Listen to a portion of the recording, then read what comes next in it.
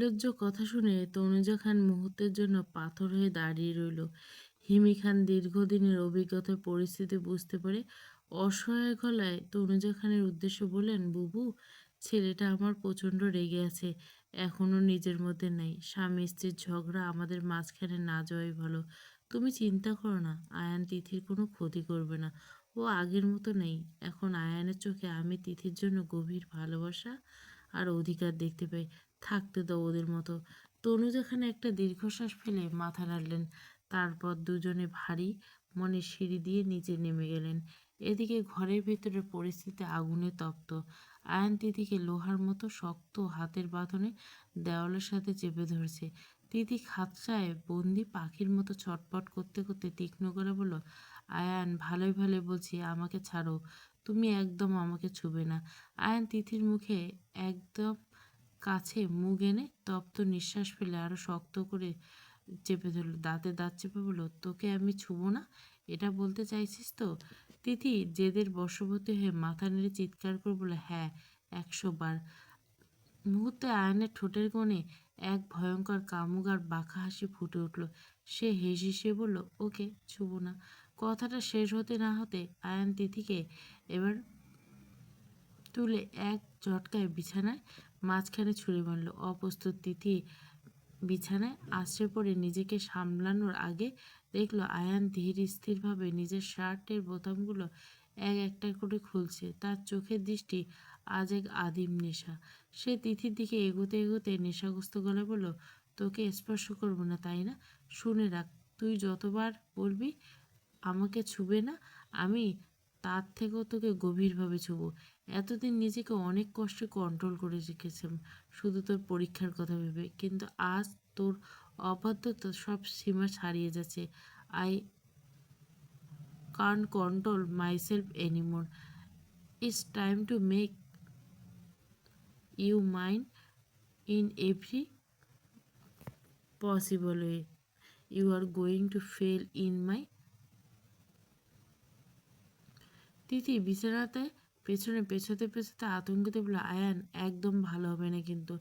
এগোবে না আমার দিকে, আমি কিন্তু চিৎকার করে সবাইকে জড়ো করব। আয়ান শার্টটা খুলে ফ্লোরে ছুঁড়ে মারল। তারপর বিছানায় হাঁটু গেড়ে বসে এক টানে তিথিকে নিজের বুকের সাথে মিশিয়ে নিল। তার পেশিবহুল শরীরের তাপে তিথি যেন গলে গেছে। আয়ান তার কানের কাছে মুখ নিয়ে ফিসফিস করল, মার চিৎকার সবাই জানুক আয়ান কতটা শক্তিশালী পুরুষ, যার আদরের চোটে তার বউ চিৎকার করতে বাধ্য হচ্ছে। তিথি চরম রাগে আর অপমানে আয়নকে ধাক্কা দিয়ে সরাতে চেষ্টা করলো, কিন্তু পাহাড়ের মতো অটল সে এক হাত দিয়ে তিথির দু হাতের উপরে লক করে দিল, আর অন্য হাত দিতে চিবু গুটিয়ে সে সরাসরি কোনো কোমলতা নাই, বরং এক প্রচণ্ড জেদ আর অধিকারের লড়াইয়ে সে তিথি গঙ্গানি আর বাধা দেওয়ার চেষ্টা আয়নের ভেতরে সে আদিম নেশাকে আরো উস্কে দিল। বেশ অনেকক্ষণ পর তিথি শাওয়ার নিয়ে বের হলো। ভেজা চুলগুলো তোয়ালে দিয়ে পেঁচানো, আর সারা শরীরে এক অদ্ভুত ক্লান্তি। কেন তাকে এই অসময়ে শাওয়ার নিতে হলো তা তার রক্তিম ঠোঁট আর গলার কাছে থাকা কালচে দাগগুলো চিৎকার করে বলে দিছে। আয়ান সে উন্মত্ত আর অধিকারের চিহ্নগুলো এখনো তার শরীরে আগুনের মতো জ্বলছে। বিছানার দিকে তাকাতে তিথি পিত্তে জ্বলে গেল। আয়ান একদম আয়েশ করে বিছানা দখল করে উবুর হয়ে গভীর ঘুমে তলিয়ে আছে। চওড়া উন্মুক্ত পিঠটা অনাবৃত, পরনে শুধু প্যান্ট। শান্ত মুখে সে এমনভাবে ঘুমাচ্ছে যেন মনে হচ্ছে পৃথিবীর সবচেয়ে পরিশ্রম কাজটা সে আজই করে ফেলেছে। আয়নের এই নিশ্চিতে ঘুমানো ভঙ্গি দেখে তিথির সারা শরীর রাগে রিরি করে উঠল। দাঁতে দাঁত চেপে বিড়বিড় করলো, কি অসভ্য আর স্বার্থপর একটা মানুষ! কিছুক্ষণ আগে নিজের আমাকে নিয়ে কিভাবে নাজেহাল করলো, শরীরটাকে একদম অবশ করে দিয়েছে রাক্ষসটা, এখন নিজে কেমন আয়েশ করে ঘুমাচ্ছে। তিথির কিছুক্ষণ গাল ফুলিয়ে আয়নের ঘুমন্ত মুখের দিকে তাকিয়ে রইল। রাগ আর অভিমানের মাঝে হঠাৎ তার চোখের মনি দুটি চিকচিক করলো। মস্তিষ্কের কোনো এক কোণে একটা দারুণ শয়তানি বুদ্ধি খেলে গেল। ঠোঁটের কোণে একটা বাঁকা আর দুষ্টুমি ভরা হাসি ফুটিয়ে সে বিড়বিড় করলো, বলল, দাঁড়াও মিস্টার দানব, অনেক বীরত্ব দেখালে, এবার আমার পালা। এমন মজা দেখাবো যে জীবনেও ভুলবে না। তিথি পা টিপে টিপে ড্রেসিং টেবিলের সামনে এগিয়ে গেল। তার মাথায় তখন প্রতিশোধের নেশা টগবগ করছে। তিথি আলমারি থেকে চিরুনি করা লাল রঙের লিপস্টিক, গাঢ় কাজল আর মেকআপ বক্সটা বের করে আনলো। আয়নের উপর প্রতিশোধ নেওয়ার জন্য এর চেয়ে ভালো উপায় আর হতে পারে না। সে পা টিপে টিপে বিড়ালের মতো নিঃশব্দে বিছানার কাছে এলো। প্রথম খুব সাবধানে আয়নের সিল্কি চুলগুলো চিরুনি করে আশ্রয় দুই ভাগে ভাগ করলো। আয়ন ঘুমের ঘুরে একটু নড়েচড়ে উঠল। আয়ন ঘুমের ঘুরে একটু নড়েচড়ে উঠতেই তিথির হার্টবিট যেন বন্ধ হয়ে জোগাড়। সে স্থির হয়ে রইল। কিন্তু না, আয়ন আজ এতটাই ক্লান্ত যে সে গভীর ঘুমে তলিয়ে গেল। তিথি সুযোগ বুঝে ছোট ছোট দুটো রাবার ব্যান্ড দিয়ে আয়নের দুই পাশে বাচ্চাদের মতো দুটো ঝুঁটি করে দিল। উফ! আয়নের সেই গম্ভীর চেহারা সাথে পিচ্চি মেয়েদের মতো ঝুঁটি দেখে তিথির তখনই হাসি পাচ্ছে। কিন্তু খেলা তো কেবল শুরু। তিথি এবার মেকআপ ব্রাশ নিয়ে আয়নের ফর্সা গালে কড়া গোলাপি রঙের ব্রাশ ঘষে দিল। তারপর যত্ন করে আয়নের পাতলা ঠোঁটে টকটকে লাল করা লিপস্টিক মাখিয়ে দিল। সবশেষে কাজল দিয়ে আয়নের কপালে বাম পাশে বিশাল বড় একটা নজর ফোঁটা এঁকে দিল, যাতে এই পরমা সুন্দরীর নজর না লাগে। কাজ শেষ হতে তিথি যখন একটু দূরে দাঁড়িয়ে আয়নের দিকে তাকালো, তখন আয়নকে দেখে একদম মেলায় আসা বিদঘুটে কোনো জোকারের মতো লাগছে। যে কেউ এই অবস্থায় আয়নকে দেখলে হাসতে হাসতে নিশ্চিত হার্ট অ্যাটাক করবে। তিথি আর নিজেকে সামলাতে পারলো না। তার ভেতর থেকে একরাশ হাসি খিলখিল করে বেরিয়ে আসতে চাইলো, কিন্তু সে দ্রুত নিজ হাত দিয়ে নিজের মুখ চেপে ধরল।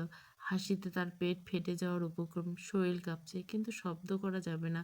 তিথি আয়নের এই উন্মুক্ত জোকার সাজের দিকে তাকিয়ে ঠোঁট কামড়ে কুটিল এক হাসি দিল। তার ভেতরের সব রাগ যেন এই দৃশ্যে জল হয়ে গেল। সে কোমরে হাত দিয়ে বিজয় ভঙ্গিতে দাঁড়িয়ে ফিসফিস করে বলল, এবার বুঝবা চান্দু আমি তিথি কেমন। হুম, আমার সাথে পাঙ্গা নিতে আসা, আমাকে অমন নাজেহাল করার ফল এবার হাতে নাতে ভোগ করো। ঘুম থেকে উঠে যখন আয়নায় নিজের এই হুড়পুরি রূপ দেখবে, তখন বুঝবা কার কপালে আজ শনির দশা। তিথি আয়নের সেই টকটকে লাল ঠোঁটে আর মাথার দুই পাশে ঝুঁটি দুটোর দিকে তাকিয়ে আবার হাসিতে ফেটে পড়ল, কিন্তু অনেক কষ্টে মুখ চেপে ধরে নিজেকে সামলালো।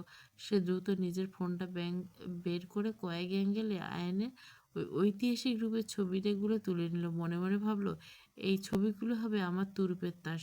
বেশি বাড়াবাড়ি করলে এগুলো সোশ্যাল মিডিয়া ছেড়ে দেবো, তখন বুঝবে মিস্টার আয়ান খানের ইজ্জতের কোথায় যায়। আয়ান ঘুমের ঘুরে হালকা একটা শব্দ করে পাশ ফিরল। তিথি ভয়ে এক লাফ দিয়ে বিছানা থেকে দূরে সরে গেল, কিন্তু না, আয়ান তখনও গভীর নেশাতেই আচ্ছন্ন। তিথি পা টিপে টিপে রুম থেকে বের হয়ে যাওয়ার আগে শেষবারের মতো তাকিয়ে বলল, জাস্ট ওয়েট অ্যান্ড ওয়াচ। আজ সারা বাড়ি হাসতে হাসতে মাথায় তুলবো আমি। রোদ্রে তাড়াতাড়ি বাড়ির সামনে এসে গাড়ি থামলো। অনেকটা জ্যাম ছিল, তাই আসতে অনেকটা দেরি হয়ে গেছে। রৌদ্র দ্রুত পায়ে রুমে ঢুকতে দেখে তুরা নেই। অস্থির হয়ে রৌদ্র ব্যালকনি দিকে দেখলো তুরা সেখানে অভিমানী মুখে রেলিং ধরে দাঁড়িয়েছে। রৌদ্র বুঝতে পারছে তুরা মনে এখনো গভীর অভিমান চলছে। সে পা টিপে টিপে তুরার পিছনে গিয়ে দাঁড়ালো এবং আলতো করে তাকে জড়িয়ে ধরলো। হঠাৎ সেই তপ্ত স্পর্শে তুরা চমকে উঠলো, কোনো প্রতিবাদ করলো না, কেবল নিচু করে রইল। রৌদ্র তুরার গালে নরম ত্বকে ঠোঁট ছুঁয়ে গাঢ় গলা বলে, রাগ করছিস? আসলে রাস্তায় অনেক জ্যাম ছিল রে, তাই আসতে দেরি হয়ে গেল। তোরা তবুও কোনো কথা বলল না, মুখ গোমড়া করে পাথরের মতো দাঁড়িয়ে রইল। রৌদ্র এবার তুরার গালে টুস করে একটা শব্দ করে চুমু খেলো। তারপর তুরাকে নিজের দিকে ঘুরিয়ে টপ করে সামনে হাঁটু গেড়ে বসে বলল, নিজের দোকানদারে একদম বাচ্চাদের ছেলের মতো করুণ চোখে তাকিয়ে বলল, আমার বিবিজান, আমাকে মাফ করে দেস। অনেকটা সময় আপনাকে অপেক্ষা করার জন্য আমি সত্যিই লজ্জিত। বিশ্বাস করেন যান, আমি জ্যামে একদম আটকে ছিলাম। রৌদ্রের মতো রাশভারী ছেলের এমন কিউট বাচ্চামা দেখে তুরা আর নিজের হাসি চেপে রাখতে পারল না। সে খিলখিল করে হেসে ফেলল। তুরা সে হাসিতে যেন রৌদ্রের সারাদিনের ক্লান্তি ধুয়ে গেল। রৌদ্র এখন তুরার দিকে খুব ভালো করে খেয়াল করলো। পরনে তার পছন্দের রঙের শাড়ি, হাতে রেশমি চুড়ি আর জুয়েলারিতে তুরাকে আজ মারাত্মক লাগছে। একদম অপার্থিব এক পরীর মতো লাগছে তাকে।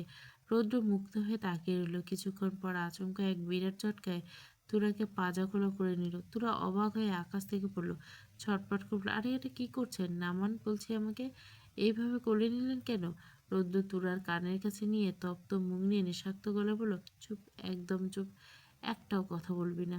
রৌদ্র তুরাকে নিয়ে সিঁড়ি দিয়ে নিচে নামলো। ড্রয়িং রুমে তখন রৌশনী খান, হিমি খান, তনুজা খান, তিথি আর আরফা আড্ডা দিচ্ছিল। রৌদ্রের কোলে তুরাকে এভাবে দেখে সবাই আড্ডা যেন মাঝপথে হা হয়ে গেল। সবাই বিস্ময়ে হা করে তাকিয়ে রইল তাদের দিকে। তুরা পরিস্থিতি বুঝে লজ্জায় কুঁকড়ে গেল। রৌদ্রের বুকে ছোট ছোট কিল ঘুষি মেরে ফিসফিস করল, আপনি কি লাজ শরম সব শেষ হয়ে গেছে? এইভাবে বড়দের সামনে কোলে নিয়ে যাচ্ছেন? নামান বলছি আমাকে। রৌশানী খান অবাক হয়ে মুখ খুলে জিজ্ঞেস করলেন, কি হয়েছে তুরার? ওভাবে কোলে করে নিয়ে এসছিস কেন? তুরা লজ্জায় লাল হয়ে রৌদ্রের শার্ট খামচে দিল, কিন্তু রৌদ্র কোনো উত্তর না দিয়ে তুরাকে নিয়ে রুমের মাঝখানে গোল হয়ে ঘুরতে লাগলো। সে সবার সামনে উচ্চস্বরে বলল, তোকে কোলে নিয়ে সারা পৃথিবী ঘুরলো আমার বিন্দুমাত্র কোনো লজ্জা করে না। কারণ আমি পুরো শহর আর সব মানুষকে জানিয়ে দিতে চাই আমি আমার ভালোবাসার মানুষকে পেয়েছি, আমার হৃদস্পন্দনকে পেয়েছি। আমি কতটা খুশি সেটা সবাই দেখুক। আজ আমার খুশি তারা প্রাণ ভরে দেখুক। তোরা লজ্জায় কুলিয়ে উঠতে না পেরে রৌদ্র চওড়া বুকে মুখ গুজে নিজেকে লুকিয়ে ফেলার চেষ্টা করলো। তনুজা খান, হিমি খান, রৌশানী খান রৌদ্রের অকৃত্রিম পাগলামি দেখে মুচকে হাসলেন।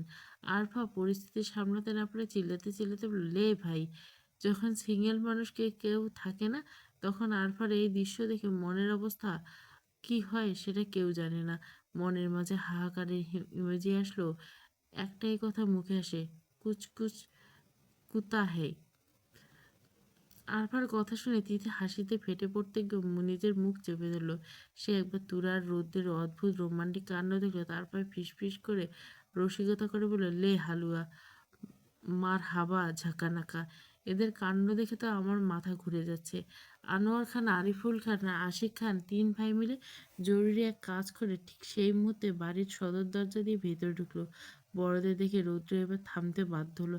সে সাবধানে তুরাকে কোল থেকে নামিয়ে দিল। তুরার লজ্জায় একদম কুকড়ে গিয়ে মাথা নিচু করে মূর্তির মতো দাঁড়িয়ে রইল। আনোয়ার খান, আশিক খান আর আরিফুল খান ক্লান্ত শরীরে ড্রয়িং রুমে সবাই ধপ করে বসে পড়লেন। শরীরে ক্লান্তি মেটাতে আরিফুল খান হিমি খানের উদ্দেশ্যে হাঁপাতে হাঁপাতে বললেন, ওগো আমাদের একটু পানি দাও, তৃষ্ণায় বুকটা ফেটে যাচ্ছে, বড্ড পানি পিপাসা পেয়েছে। হিমি খান দেরি না করে দ্রুত পায়ে রান্নাঘরের দিকে ছুটলেন। আনোয়ার খান তুরা রৌদ্রের এমন পরিপাটি সাজগোজ দেখে কৌতূহলে যে জিজ্ঞাসা করছে, কোথাও বেরোচ্ছিস নাকি তোরা? রৌদ্র বাবার দিকে তাকিয়ে মাথা নেড়ে বিনয়ের সাথে বলল, হ্যাঁ বাবা, ভাবছিলাম একটু বাইরে থেকে ঘুরে আসবো। আনোয়ার খান মৃদু হেসে সায় দিয়ে বলল, ও আচ্ছা, ঘুরে আয়। এর মধ্যে হিমি খান গ্লাসে করে পানি নিয়ে এলেন। তিন ভাই তৃপ্তি করে পানি খেতে শুরু করলেন। ঠিক সেই সময় মুহূর্তে আয়ান গায়ে একটা টি শার্ট গালিয়ে আয়েশ করে সিঁড়ি দিয়ে নামছিল। আশিক খান, আনোয়ার খান আর আরিফুল খান গ্লাসে চুমুক দেওয়ার মাঝে আয়ানের দিকে চোখ পড়ল। আয়ানের মুখের এই বিচিত্র অবস্থা দেখে তিন ভাই একসাথে মুখ থেকে মোটর পানির মতো তোরে সব পানি ফিনকি দিয়ে বের হয়ে গেল এবং দম বন্ধ করা অবস্থায় সমান তালে কাশতে লাগলো। তনুজা খান ঠান্ডা শরবতে টেনে নিয়ে আসছিল। ঠিক সেই মুহূর্তে আয়নের দিকে চোখ পড়তে তার হাত কেঁপে উঠল। ঠাস করে ট্রেটা মেঝেতে আছাড় পড়ল, কিন্তু সেদিকে তার ভ্রুক্ষেপ নেই। তিনি দুই হাত পেটে চেপে ধরে হাসিতে ফেটে পড়ল। আরফা, তিথি, রৌদ্র, তুরা প্রথম কিছু বুঝতে না পারলো বোকার মতো সিঁড়ির দিকে তাকালো। ততক্ষণে আয়ন সিঁড়ি বেয়ে নিচে নেমেছে। আয়নের বিচিত্র রূপ দেখে তুরা আর রৌদ্রের হাসি যেন বাঁধ ভাঙল না। তারা দুজনে পাগলের মতো হাসতে শুরু করলো। তিথি জানে এবার বিপদ আছে। সে মুখ টিপে হাসতে হাসতে দৌড়ে গিয়ে আনোয়ার খানের পিছনে লুকোলো, আয়ন যাতে তাকে ধরতে না পারে। হিমি খান আর রৌশনী খান হাসতে হাসতে এতটাই বেসামাল যে নিজেদের শাড়ির আঁচলে মুখ গুজে হাসি থামতে পারছে না। আয়ান ড্রয়িং রুমের মাঝখানে আসতে আনোয়ার খান, আশিক খান আর আরিফুল খান তিন ভাই সোফায় গড়াগড়ি খেলেন। আরফা হাসির চোটে কথা বলতে গিয়েও বারবার তোতলাচ্ছে। সে কোনো মতে দম নিয়ে বলল, ভাইয়া ভাইয়া, এ কি তুমি তুমি জ্যান্ত কোনো কার্টুন নাকি অন্য কিছু? বাকি কথা বলার আগে আরফা হাসতে হাসতে নিজের নিয়ন্ত্রণ হারিয়ে ফ্লোরে বসে পড়ল এবং পেট ধরে গড়াগড়ি খেতে লাগলো। আয়নের সারা মুখে তিথি মেকআপ, লিপস্টিক আর কাজলে এমন নকশা করেছে তাকে দেখতে ঠিক যেন একটা রাগী হনুমানের মতো লাগছে। আয়ন সবাইকে এমন পাগলের মতো হাসতে দেখে আকাশ থেকে পড়ল। সে ভুরু কুঁচকে সবার দিকে তাকিয়ে বিরক্ত গলে বলে, কি ব্যাপার, সবাই এমন পাগলের মতো হাসছে কেন, হয়েছেটা কি শুনি? কিন্তু কারো মুখে কথা নেই। সবাই যেন হাসির বন্যায় ভেসে যাচ্ছে। কথা বলার মতো শক্তি কারো অবশিষ্ট নেই। তিথি তো হাসতে হাসতে আনোয়ার খানের গায়ের উপর পড়েই যাচ্ছে। মনে হচ্ছে আগের রুমের ভয়ে রেশটা এখনো হাসির মধ্যে উস্কুল করছে। আয়ান এবার সত্যি খেপে গেল। সবার এমন অদ্ভুত আচরণ দেখে সে উচ্চস্বরে বলল, প্লিজ কেউ একজন তো মুখ খুলো। এইভাবে হাসছো কেন সেটা বলবে তো? রৌদ্র কোনোভাবে নিজের হাসিটা একটু থামিয়ে দম নিয়ে ফিসফিসিয়ে বলল, সমাধান চাস? বেশি কিছু করতে হবে না, শুধু নিজেকে একবার আয়নায় দেখা। বলে রৌদ্র আবার হু হু করে হাসিতে ফেটে পড়ল। আয়ন রৌদ্রের কথা মাথা মুন্ডু বুঝলো না। সে গটগট করে হেঁটে হলরুমে থাকা বিশাল আয়নাটার সামনে দাঁড়ালো। সে তার নিজের প্রতিবিম্বের দিকে তাকাতে পড়তে আয়নের চোখ এক লাফ দিয়ে ৩ হাত পেছনে সরে গিয়ে কলিজা কাঁপানো এক বিকট চিৎকার দিয়ে উঠল, ভূত ভূত! আয়নায় ভূত দেখা যাচ্ছে। আয়ন নিজের চেহারা দেখে নিজেই ভয় পাওয়ার দৃশ্যটা দেখে বাড়ির অন্যদের অবস্থা খারাপ হয়ে গেল।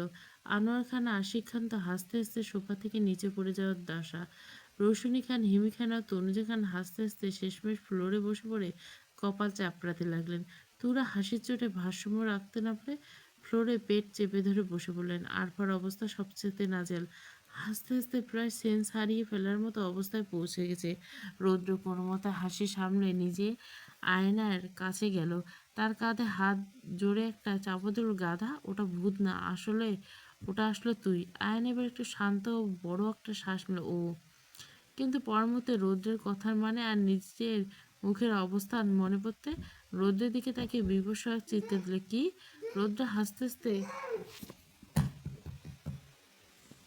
আবার বলল, বিশ্বাস না হলে আবার গিয়ে দেখ ভালো করে।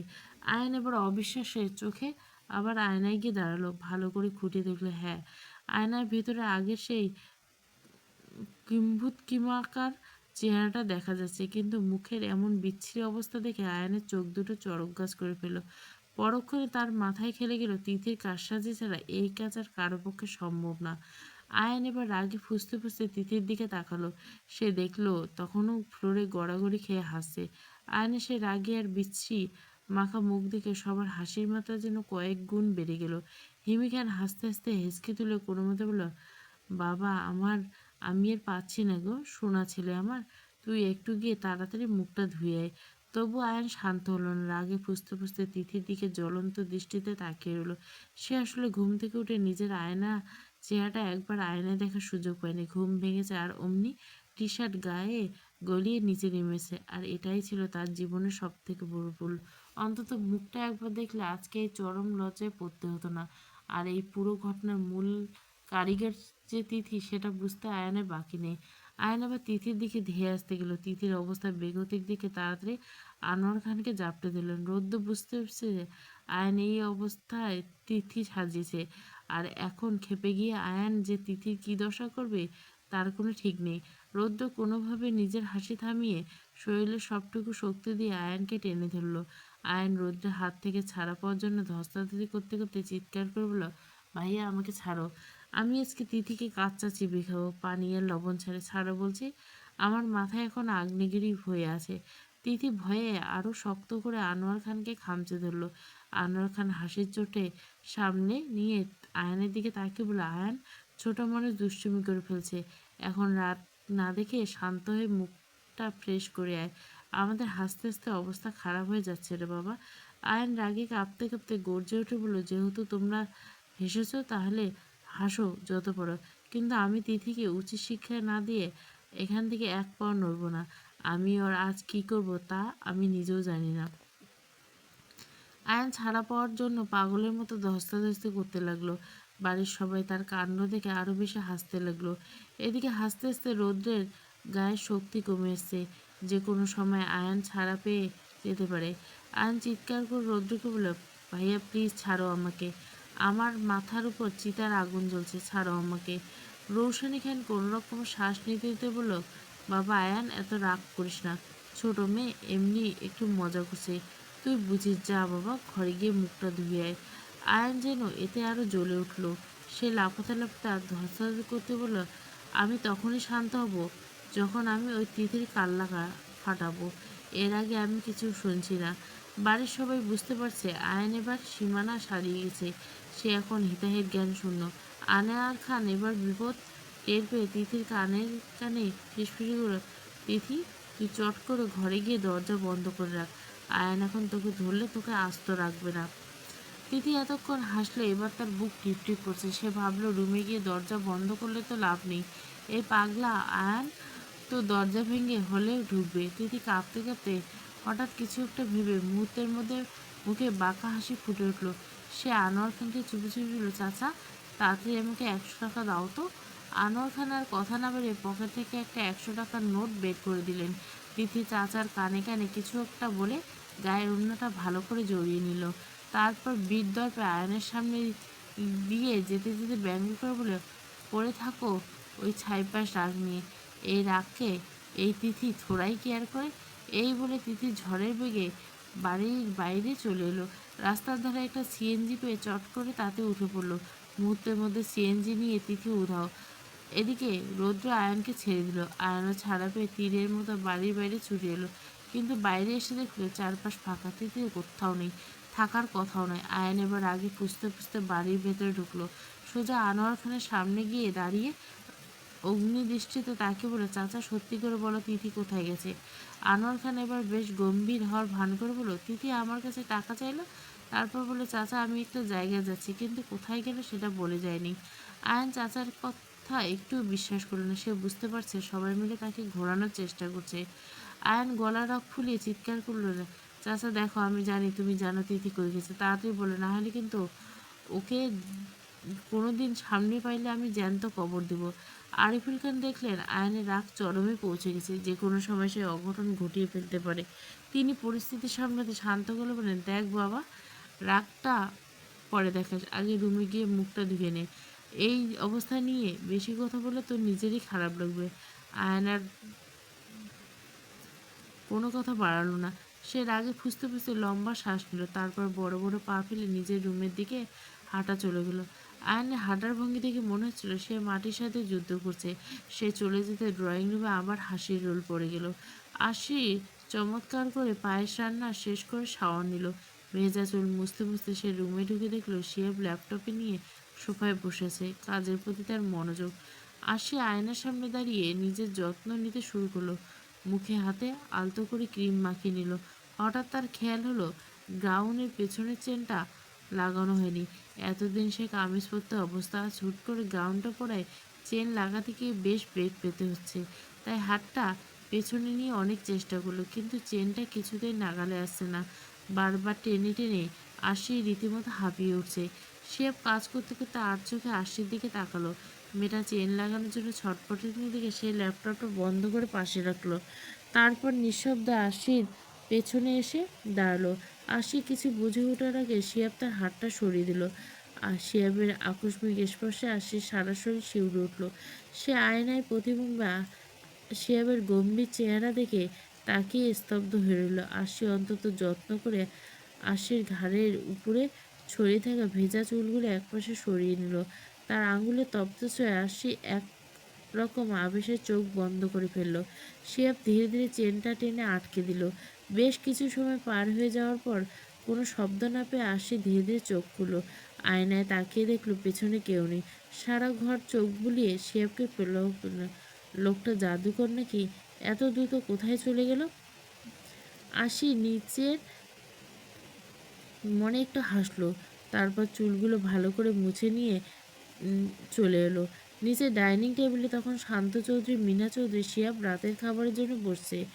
আশি গিয়ে তাদের পাশে দাঁড়ালো। মিনা চৌধুরী ছেলের প্রিয় খাবারের কথা মাথায় রেখে হাসি মুখে শিয়াবকে বলল,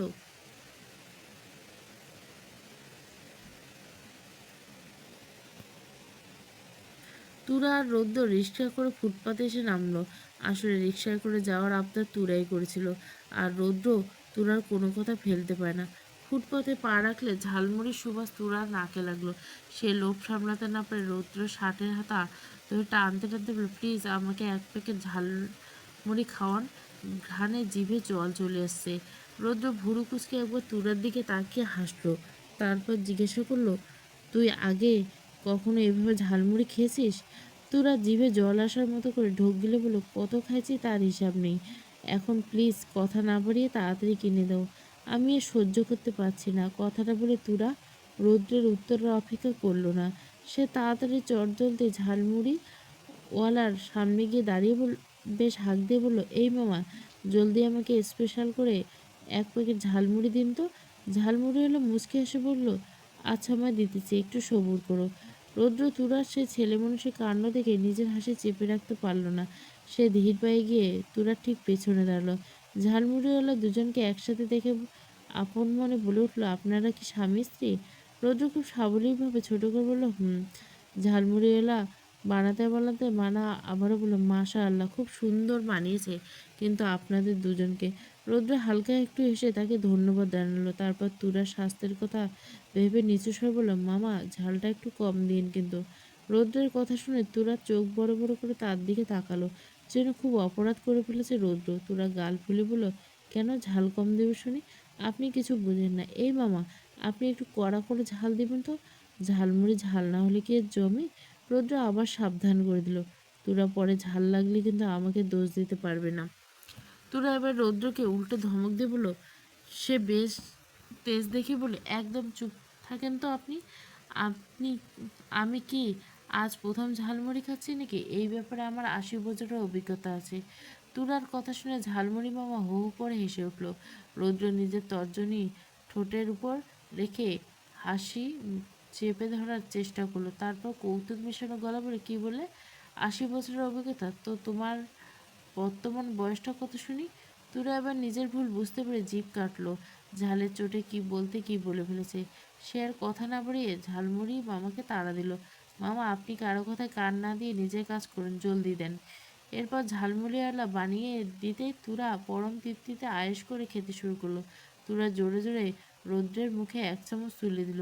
রৌদ্র তুরা আবদার রাখতে সেটা খেলো। দুজনে ঝালমুড়ি খাওয়া শেষ করে ফুটপাত ধরে অনেকক্ষণ পাশাপাশি হাঁটলো। রাত্রে অন্ধকারে নামার সাথে সাথে রৌদ্র তুরাকে নিয়ে একটা সিএনজিতে উঠলো। সিএনজিটা কিছুটা পথ আসার পর হঠাৎ রৌদ্র পেছন থেকে তুরাকে দুই চোখে হাত চেপে ধরলো। তুরা অবাক হয়ে কিছু একটা বলতে চাইলো।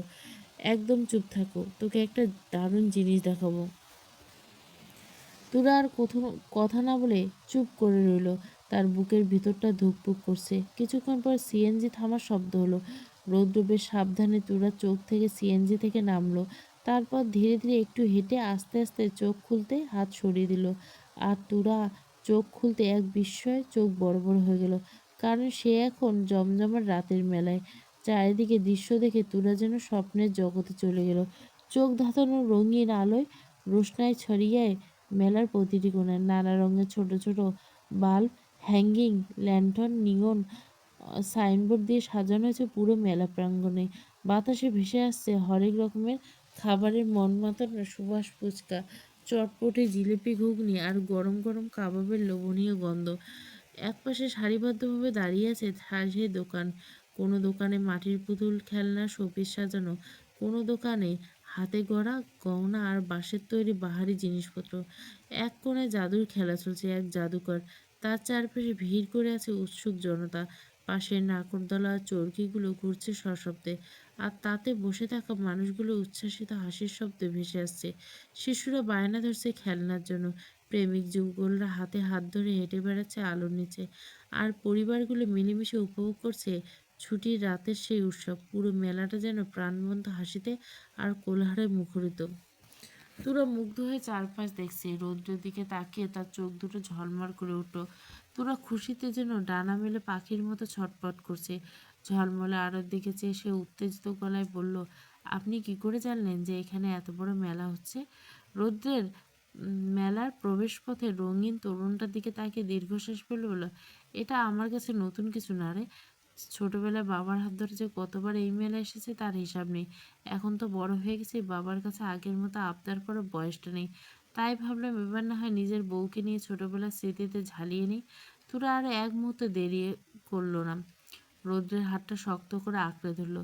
ভিড়ের মাঝখানে এদিকে টানতে টানতে মেলার গভীরে ঢুকে পড়লো। হরেক রকমের বাদ দিয়ে আর মানুষের কোলাহল ছাপিয়ে একসময় তারা বিশাল এক নাগরদোলার সামনে এসে থামলো। তোরা আবদার মেশানো করুণ সুরে বলে, চলেন না একবার নাগরদোলা চড়ি, লক্ষ্মীটি না করবেন না কিন্তু। রৌদ্র মুচকি এসে তুরার কপালে আলতো করে টোকা দিল, ওকে সুইটার, তোর যখন এতই শখ।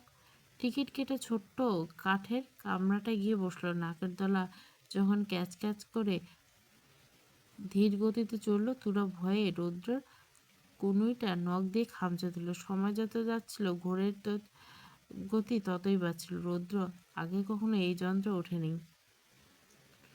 তারপর পেটের ভেতরটা কেমন যেন খালি হয়ে যাচ্ছে। ভেতরে ভয় কাজ করলো। নিজেকে শান্ত রাখার আপ্রাণ চেষ্টা করছে, কিন্তু তুরা ততক্ষণে ভয়ের চরম সীমায় পৌঁছে গেছে। সে চোখ বুজে রৌদ্রকে জাপটে ধরে থরথর করে কাঁপছে। রৌদ্র নিচের দিকে তাকিয়ে দেখলো মেলা প্রাঙ্গণে কেবল বিন্দু বিন্দু আলোর দেখা মিলছে। কামরাটা যখন একদম মগডালে গিয়ে পৌঁছলো, তখন তুরাকে নিজের বুকের সাথে আরো নিবিড়ভাবে মিশিয়ে নিল। তুরার কানের কাছে মুখ নিয়ে ফিসফিস করে বলল, কিরে, খুব ভয় পাচ্ছিস? তুরা কথা বলার শক্তি হারিয়ে ফেলল। সে কেবল রৌদ্রের বুকে মুখ লুকিয়ে হ্যাঁ সূচক মাথা নাড়ল। রৌদ্রের ঠোঁটের কোণে তখন খেলে গেল এক দুষ্টুমি ভরা হাসি। সে আর এক পলক সময় নষ্ট করলো না। তুরা থুতনি ধরে মুখটা আলতো করে উঁচু করলো। নিমেষেই নিজের তৃষ্ণার্ত মুহূর্তের যেন সময় থমকে গেল। তোরা ভয়ের কম্পন ছাপিয়ে এক তীব্র বৈদ্যুতিক শিহরণ বয়ে গেল শরীরে। সে আবেশে চোখ বুঝে রৌদ্রের শার্টটা শক্ত করে মুঠো ধরল এবং নিজের অজান্তে তার গভীর সোহাগে সাড়া দিতে শুরু করলো। আকাশের এত উঁচু দেওয়াল, চারপাশে হিমেল হাওয়া আর নাগরদোলা সেই নিভৃত কামরায় তারা দুজনে যেন পৃথিবীর সব কিছু থেকে বিচ্ছিন্ন হয়ে গেল। বাইরের ঘুটঘুটে অন্ধকার উচ্চতার আড়ালে তাদের চরম রোমান্টিকতার মুহূর্তে অজানাই থেকে গেল পৃথিবীর মানুষের কাছে। কেবল দুজনের তপ্ত নিঃশ্বাস আর হৃস্পন্দনের শব্দ মিলেমিশে একাকার এক নতুন গল্পের সূচনা। নাগরদোলা থেকে নামার পর তারা অনেকটা সময় মেলা চষে বেরোলো। রৌদ্র যেন আজ পণ করছে তুরাকে দুহাত ভরে উপহার দিবে। এক জায়গায় রৌদ্র একজোড়া রূপোলি পায়েল পছন্দ করলো। তারপর মেলার সবার সামনে কোনো দ্বিধা ছাড়া হাঁটু গেড়ে বসে তুরার পায়ে নিজের হাঁটুর উপর তুলে নিয়ে অতি যত্ন করে পায়েল জোড়া পরিয়ে দিল। তুরা লজ্জায় রাঙা হয়ে উঠল। রৌদ্রের এই পাগলামি তার মন ছুঁয়ে গেল। এরপর রৌদ্র থেকে একজোড়া ঝুমকো কিনে নিজের হাতে কানে পরিয়ে দিল। লাল ফুল আঁকা নকশা করা চুড়ি দু হাতে ভরে পরিয়ে দিতে ভুলল না। সবশেষে রৌদ্র যখন বিশাল বড় একটা টেডি বিয়ার তুরার হাতে ধরিয়ে দিল, তুরা তখন খুশিতে আত্মহারা। রৌদ্র যে তাকে এভাবে সারপ্রাইজ দেবে তা সে স্বপ্নেও ভাবেনি। রাত যত বেশি হচ্ছিল, রৌদ্র তার বডিগার্ডকে ফোন করে গাড়ি পাঠাতে বলল। মেলা থেকে বেরিয়ে তারা মেলা প্রাঙ্গণে ঠিক পাশে বয়ে যাওয়া নদীর পাড়ে চলে এলো। মেলার আলোকসজ্জা নদীর পানিতে প্রতিফলিত হয়ে এক মায়াবী পরিবেশ তৈরি করছে। ঘাটের পাড়ে অনেক মানুষের ভিড় থাকলেও পানির কাছের জায়গাটা বেশ নির্জন। তুরা সেই সোনালি জর্জের শাড়িটা একটু উপরে তুলে পা টিপে টিপে হাঁটু সমান পানিতে নেমে পড়ল। পানির শীতল স্পর্শে সারা শরীরে এক প্রশান্তি বয়ে গেল। রৌদ্র প্যান্টের নিচের অংশ কিছুটা গুটিয়ে ধীরে ধীরে পানির ভিতরে নামলো। রৌদ্র নামামাত্র তুরা খিলখিল করে হেসে দু হাত দিয়ে সজোরে রৌদ্রের গায়ে পানি ছেটা দিল। রৌদ্র অপ্রস্তুতভাবে ভিজে গিয়ে এক মুহূর্তে থমকে দাঁড়াল। তারপর এক চিলতে দুষ্টু হাসি ঠোঁটে নিয়ে বলল, দাঁড়া, মজা দেখাচ্ছি। কথাটা বলে রৌদ্র দু হাত ভরে পানি তুলে তুরার দিকে ছুঁড়ে মারল। শুরু হলো দুজনের মিষ্টি এক জলকেলি। রাতের আধারে নদীর বুকে চাঁদের আলো আর মেলার রঙিন রোশনাইয়ের নিচে তাদের সেই আনন্দময় মুহূর্তটা যেন এক রঙিন জলছবি হয়ে ফুটে উঠল। দুজনে হাসি আর পানির ঝপাঝপ শব্দে নদীর তীরে নির্জনতাটা যেন আনন্দে নেচে উঠল। নদীতে অনেকটা সময় কাটানোর পর তারা পাড়ে এসে উঠল। দুজনের অর্ধেক শরীর ভিজে সপসপে হয়ে গেছে। রাস্তার ধারে আসতে তারা দেখলো রৌদ্রের গাড়ি আর বডিগার্ডরা অপেক্ষা করছে। ক্লান্ত শরীরে তুরা আর রৌদ্র গিয়ে গাড়ির সিটে বসলো। রৌদ্র নিজের ড্রাইভিং সিটে বসে চাবি ঘুরিয়ে গাড়ি স্টার্ট দিল। তুরা তার সেই বিশাল টেডি বিয়ার কোলে নিয়ে বাচ্চাদের মতো খেলতে লাগলো। মেলার আনন্দ এখনও তার চোখে মুখে লেগে আছে। গাড়ি ছুটছে রাতের নির্জন রাস্তা। তুরা আধঘুম। কিছুক্ষণ পর রৌদ্র সাইড মিরর আর লুকিং গ্লাসে একবার তুরার দিকে তাকালো। আবার তাকাতে রৌদ্রের বুকের ভেতরটা কেমন যেন তোলপাল করে উঠল। তুরার ক্লান্তিতে জানলার সাথে মাথা টেকে আধো ঘুমে আচ্ছন্ন। অসাবধানতা ও সোনালি জর্জের শাড়ির আঁচলটা কাঁধ থেকে অনেকটা নিচে গেছে। ভিজে থাকার কারণে পাতলা শাড়িটার শরীরের সাথে লেপ্টে আছে, যা তুরার রূপকে এক অন্যরকম মায়াবী আর আকর্ষণীয় করে তুলছে।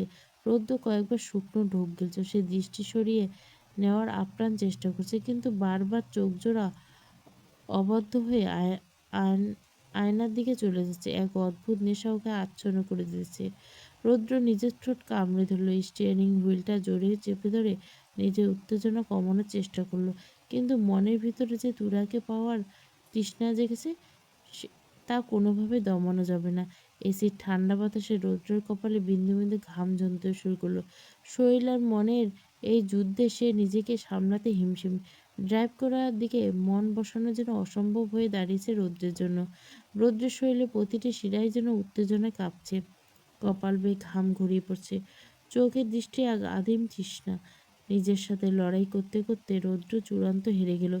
সে হিতাহিত জ্ঞান হারিয়ে গাড়ির গতি বাড়িয়ে অচেনা এক জঙ্গলের রাস্তায় নির্জনে গিয়ে সজোরে ব্রেক কষল। টায়ারের ঘর্ষণে তোরার কাঁচা ঘুমটা ভেঙে গেল। সে চোখ কসলাতে অবাক হয়ে জিজ্ঞাসা করলো, কি হলো, গাড়ি থামালেন কেন?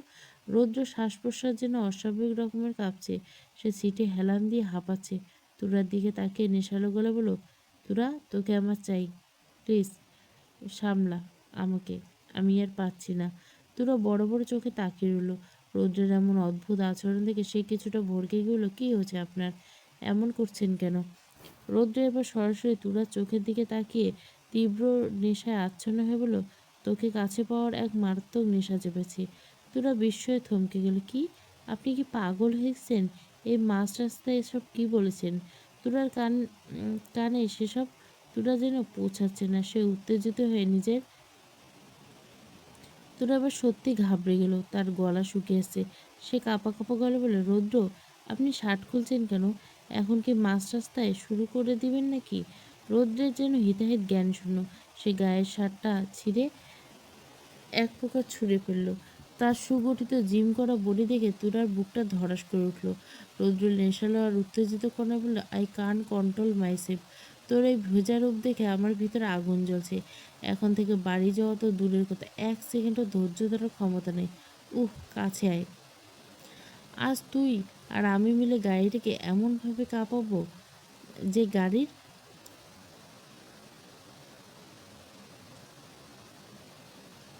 কথাটা শেষ করে রোদ্রে এক ঝটকায় গাড়ি থেকে নেমে এলো। তুরা কিছু বুঝে ওঠার আগে ডোর খুলে তুরাকে পরক্ষণে তাকিয়ে পিছনের সিটে রাতের ঘুটঘুটে অন্ধকার জনমানবীর জঙ্গলে রৌদ্র আর তুরার ভালোবাসার উত্তাপ বাড়তে লাগলো। সময়ের গতি তাদের বুনো বনের নিস্তব্ধতাকে ছাপিয়ে কেবল দুজন গভীর তৃপ্তির নিঃশ্বাস আর ভালোবাসার শব্দ প্রতিধ্বনিত হতে লাগলো। যাই হোক, তাদের এই একান্ত ব্যক্তিগত মুহূর্ত কেবল তাদেরই থাক। আমরা আর ভেতরে না যাই। ওরা তাদের মতো রোমাঞ্চে ডুবে থাকুক। অনেকক্ষণ পার হয়ে গেল গাড়ির ভিতরে, কিন্তু বাতাসের গুমট ভাবটা রয়ে গেছে। তুরা রৌদ্রের চওড়া বুকে মুখ গুজে নিঃশব্দে ফুঁপিয়ে কেঁদে চলছে। তুরার কান্নার শব্দে রৌদ্রের ঘোর কেটল। সে বুঝতে পারল আজ আবেগের বশে সে একটু বেশি বাড়াবাড়ি করে ফেলছে। তুরার এই অসহায় কান্না রৌদ্রের বুকের ভেতরটা মোচড় দিয়ে উঠল। রৌদ্র আলতো করে তুরার তারপর কপালে গভীর চুমু খেয়ে অপরাধী সুরে বলল, জান, আই এম রিয়েলি সরি। সত্যি আমি পাগল হয়ে গেছিলাম, নিজের উপর নিয়ন্ত্রণ ছিল না। প্লিজ আমার লক্ষ্মী সোনা বউটা, আর কাঁদিস না। তোরা কাঁদতে কাঁদতে বলল, কথা বলবেন না একদম, আপনার সাথে আমি আরি, কোনোদিন আপনার সাথে আর কথা বলবো না। আপনি খুব খারাপ। আজকে আপনি আমাকে অনেক কষ্ট দিয়েছেন। আমি জীবনে এত কষ্ট আর কোনোদিন পাইনি। আমাকে মেলায় ঘুরতে নিয়ে এসে শেষমেশ এটা করলেন।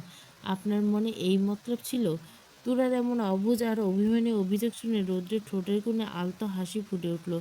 সে বুঝল তুরার রাগটা আসলে অভিমান মেশানো।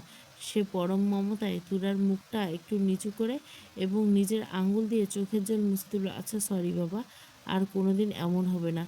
আমার সোনা পাখি, আমি বলেছি তো আমি নিজের মধ্যে ছিলাম না। নেশার ঘরে কী করেছে আমি নিজেও জানি না। খুব বেশি খারাপ লাগছে? তোরা ছোট বাচ্চাদের মতো নাক টানতে টানতে অস্ফুট রৌদ্র এবার অপরাধীর মতো নরম সুরে বলল, আমার কলিজা এবারের মতো মাফ করে দেয়। বাসায় গিয়ে একটা ব্যথার ট্যাবলেট খেয়ে নিবে, তাহলে আরাম পাবে। চল বাসায় চল। তোরা কোনো মতে নিজের অনাব্যস্ত শাড়িটা আঁচলে পেঁচিয়ে নিল। রৌদ্র দেরি না করে আবার পাজাগুলো করে করে তুলে সামনের সিটে বসিয়ে দিল। এরপর নিজের ড্রাইভিং সিটে বসে একটা তৃপ্তির নিঃশ্বাস ছাড়ল। কিছুক্ষণ আগের ঝোড়ো মুহূর্তগুলোর রেশ এখনও চোখে মুখে। তবে সে বেশ ফুরফুরে মেজাজে গাড়ি চালাতে শুরু করলো। রাতের ফাঁকা রাস্তা, গাড়ি দ্রুত গতিতে বাড়ির দিকে ছুটলো। বিছানায় শুয়ে এপাশ ওপাশ ছটফট করছে আয়ান। ঘড়ি কাঁটা টিকটিক করে এগিয়ে চলছে, কিন্তু কিছুতেই তার দু চোখে ঘুম ধরা দিচ্ছে না। সেই যে তিথি বাড়ি থেকে চলে গেল, তারপর থেকে আয়ানের ঘরটা যেন বড্ড ফাঁকা আর নিঃশব্দ। এদিকে তিথিকে পাশে নিয়ে তাকে জড়িয়ে ধরে ঘুমানো এক অভ্যাস হয়ে গিয়েছে। তাকে ছাড়া বিছানাটা মরুভূমির মতো খা খা করছে। আয়ান প্রচণ্ড বিরক্ত হয়ে নিজের উপরে রাগ ঝাড়তে লাগলো। বিছানায় জোরে ঘুষি মেরে বিড়বিড় করলো, অকারণে রাগ কেন দেখাইতে গেলাম? এখন তো মনে হচ্ছে নিজের পায়ে নিজেই কুড়োল মারছি। এতটুকু রাগের জন্য এখন সারা রাত জেগে থাকতে হবে? সে বালিশ ছেড়ে উঠে বসলো, দু হাতে মাথার চুলগুলো টেনে ধরে বিড়বিড় করতে লাগলো। তার চেহারা ফুটে উঠছে রাজ্যের বিরক্ত নেই আর ছটফট নেই। তিথির উপর রাগের চেয়ে এখন যেন অভাবটাই বেশি টের পাচ্ছে। দাঁতে দাঁত চেপে বলল, তিথির বাচ্চা, তোরে যদি একবার সামনে পাই, আমি যে কি করবো বুঝতে পারছি না। জীবনে একবার তেজপাতা বানাই দিছিস তুই। আয়ন এক গ্লাস জল খাওয়ানোর জন্য খাট থেকে নামলো। তার মনে হচ্ছে তিথি আজ ফিরিয়ে না আনলে তার এই নির্ঘুম রাত কাটতে হবে। আয়ন পানি খেয়ে শান্ত হতে পারল না। তার বুকের ভিতরটা খা খা করছে। ঘর জুড়ে অস্থির হয়ে পায়চারি করতে করতে একসময় ধৈর্যের বাঁধ ভেঙে পড়ল। লাশ শরমের মাথাকে সোজা আনোয়ার খানের রুমের সামনে গিয়ে হাজির হলো। কারণ সে ভালো করে জানে আনোয়ার খান ছাড়া কেউ জানে না তিথি কোথায় আছে। আয়ান প্রথমে কিছুক্ষণ দরজার সামনে কাঠ হয়ে দাঁড়িয়ে রইল। ভেতরে খুব ইতস্তত করছিল, কিন্তু তিথিকে ছাড়া এক মুহূর্ত তার সহ্য হচ্ছিল না। শেষমেশ মান সম্মান বিসর্জন দিয়ে সে দরজায় মাথা থেকে একদম ছোট বাচ্চাদের মতো করুণ সুরে বিলাপ শুরু করলো। চাচা, ও চাচা গো, আমার কথা কি শুনতে পাচ্ছ নাকি বউ চিবিয়ে খাচ্ছ? ও চাচা, একটু দয়া করো, বলো না আমার বউটা কই? ভেতর থেকে কোনো সাড়া শব্দ পেয়ে আয়ান রীতিমতো কসম কাটতে শুরু করলো। তার কণ্ঠ তখন কান্নায় ভেঙে পড়ার মতো শুনলো। সে আবার বলতে শুনলো, চাচা, আমার কিডনির কসম, আমি কোনোদিন আমার বউয়ের উপর রাগ দেখাবো না। প্লিজ চাচা, বলে দাও না আমার জানটা কই। ওই চাচা রে, বউ ছাড়া আমার বিছানা একেবারে ঠান্ডা হয়েছে। আমার খুব কষ্ট হচ্ছে চাচা রে। তোমার এই হারানো যৌবনের কসম, দোহাই লাগে, দাও না আমার বউটাকে কাছে। কই গেছে? আনোয়ার খান চোখ বুজছিল। হঠাৎ আয়নের চিৎকারে তিনি পাশ থেকে চশমাটা পরে ভালো করে চোখ ক্লিয়ার করে বিরক্ত বললেন, কি হয়েছে আয়ন? এমন বাচ্চাদের মতো দরজায় এসে প্যাপু করছিস কেন? আয়ন দরজায় পিঠ থেকে ধপাস করে বসে পড়লো। তারপর কাঁদো কাঁদো গলায় বলে, চাচা, তুমি এখন প্যাপু দেখছো? এখানে তো তোমার ভাতিজা বের হয়ে শেষ হয়ে গেছে। ওই রাক্ষসীটা তো আড়ি দিয়ে চলে গেছে। এখন বিছানায় শুলে মনে হয় আমি উত্তর মেরুতে। সব বরফ হয়ে আছে চাচা। তুমি তো নিজের বউ নিয়ে কম্বলের নিচে আরাম করছো, কিন্তু আমার কলিজার টুকরো তিথি ছাড়া যে আমি মরে যাচ্ছি চাচা গো, আল্লাহর দোয়াই লেগে ওর লোকেশনটা দাও গো। আনোয়ার খান কপালে হাত দিয়ে হাসতে হাসতে রইল। আয়ন থামার পাত্র নয়। সে আবার বলতে শুকলো, চাচা, তুমি কি চাও তোমার একমাত্র ভাতিজা বউ ছাড়া পাগল হয়ে রাস্তায় ঘুরে পড়ুক? ও চাচা, বলো না, একটু দয়া করো এই এতিমটার উপর। বউ ছাড়া আমার জীবন এখন লবণ ছাড়া তরকারির মতো পানসে হয়ে গেছে চাচা। তোমার হাতে ধরি, পায়ে ধরি, বলো না তিথি কোথায়? আনোয়ার খান কোনোরকম হাসি থামিয়ে বলল, আয়ান, আমি তো জানি না, বিশ্বাস কর। তিথি শুধু বললো একটা জায়গায় যাবো, কিন্তু কোথায় যাবে সেটা বলেনি। আয়ান আবার দরজার হাতল ধরে রীতিমতো ঝাঁকাতে শুরু করলো। তার বিলাপের সুর আর পর্দা ওপারে চড়ে গেল। মিথ্যে বলো না চাচা, তোমার এই চশমা পরা চোখের দিকে তাকালেই আমি বুঝতে পারছি তুমি সব জানো। ও চাচা, তুমি কি চাও কাল সকালে মানুষ দেখুক তোমার ভাতিজা বউয়ের শোকে বারান্দায় ঝুলে আছে? আমি জানি তিথি তোমার কানে কানে বলে গেছে। প্লিজ চাচা, আমাকে বাঁচাও। বুক ফেটে চৌচির হয়ে যাচ্ছে। তুমি একবার মুখ ফুটে ঠিকানাটাও। কসম, আমি তোমাকে ব্র্যান্ড নিউ একটা স্মার্ট ওয়াচ কিনে দিব। চাচারে, বউ ছাড়া এই রাত আমার কাছে 100 বছরের সমান মনে হচ্ছে গো। আনোয়ার খান দুই কানে বাড়ি চেপে ধরে বিরক্তি আর ধমকের স্বরে বলে, কানের কাছে এমন প্যাক প্যাক না করে চুপচাপ ঘরে গিয়ে ঘুমা। ও তো তোর আর শখ করে বাড়ি ছেড়ে জানি তোর মেজাজ আর যেহেতু হয়তো রাগের ভয়ে মেয়েটা পালিয়েছে। এখন ভুল যেহেতু করছিস, তোর শাস্তি ভোগ করতে হবে। আয়ন আরও কিছুক্ষণ দরজায় মাথা ঘুরে অনুনয় করলো, নানাভাবে প্রলোভন দেখানোর চেষ্টা করলো, কিন্তু আনোয়ার খান একেবারে পাথরের মতো চুপ হয়ে রইল। ওপাশ থেকে আর কোনো সাড়া শব্দ না পেয়ে আয়ান বুঝতে পারলো এখান থেকে কিছু বের করা সম্ভব না। শেষমেশ উপায় না পেয়ে হাল ছেড়ে দিল। পরাজিত সৈনিকের মতো ধীর পায়ে নিজের রুমের দিকে পা বাড়লো। যাওয়ার সময় বিড়বিড় করে বলল, শেষ পর্যন্ত চাচাও আমার মনের কষ্টটা বুঝলো না, সবাই মিলে আমাকে একা করে দিল। আয়ন রুমে ঢুকে ধপাস করে বিছানায় বসে পড়ল। মনের ভিতর রাজ্যের হতাশা ও অস্থিরতা নিয়ে সে যখন সিলিং ফ্যানের দিকে তাকিয়েছিল, ঠিক তখনই হঠাৎ তার ফোনে একটা নোটিফিকেশন টোন বেজে উঠল।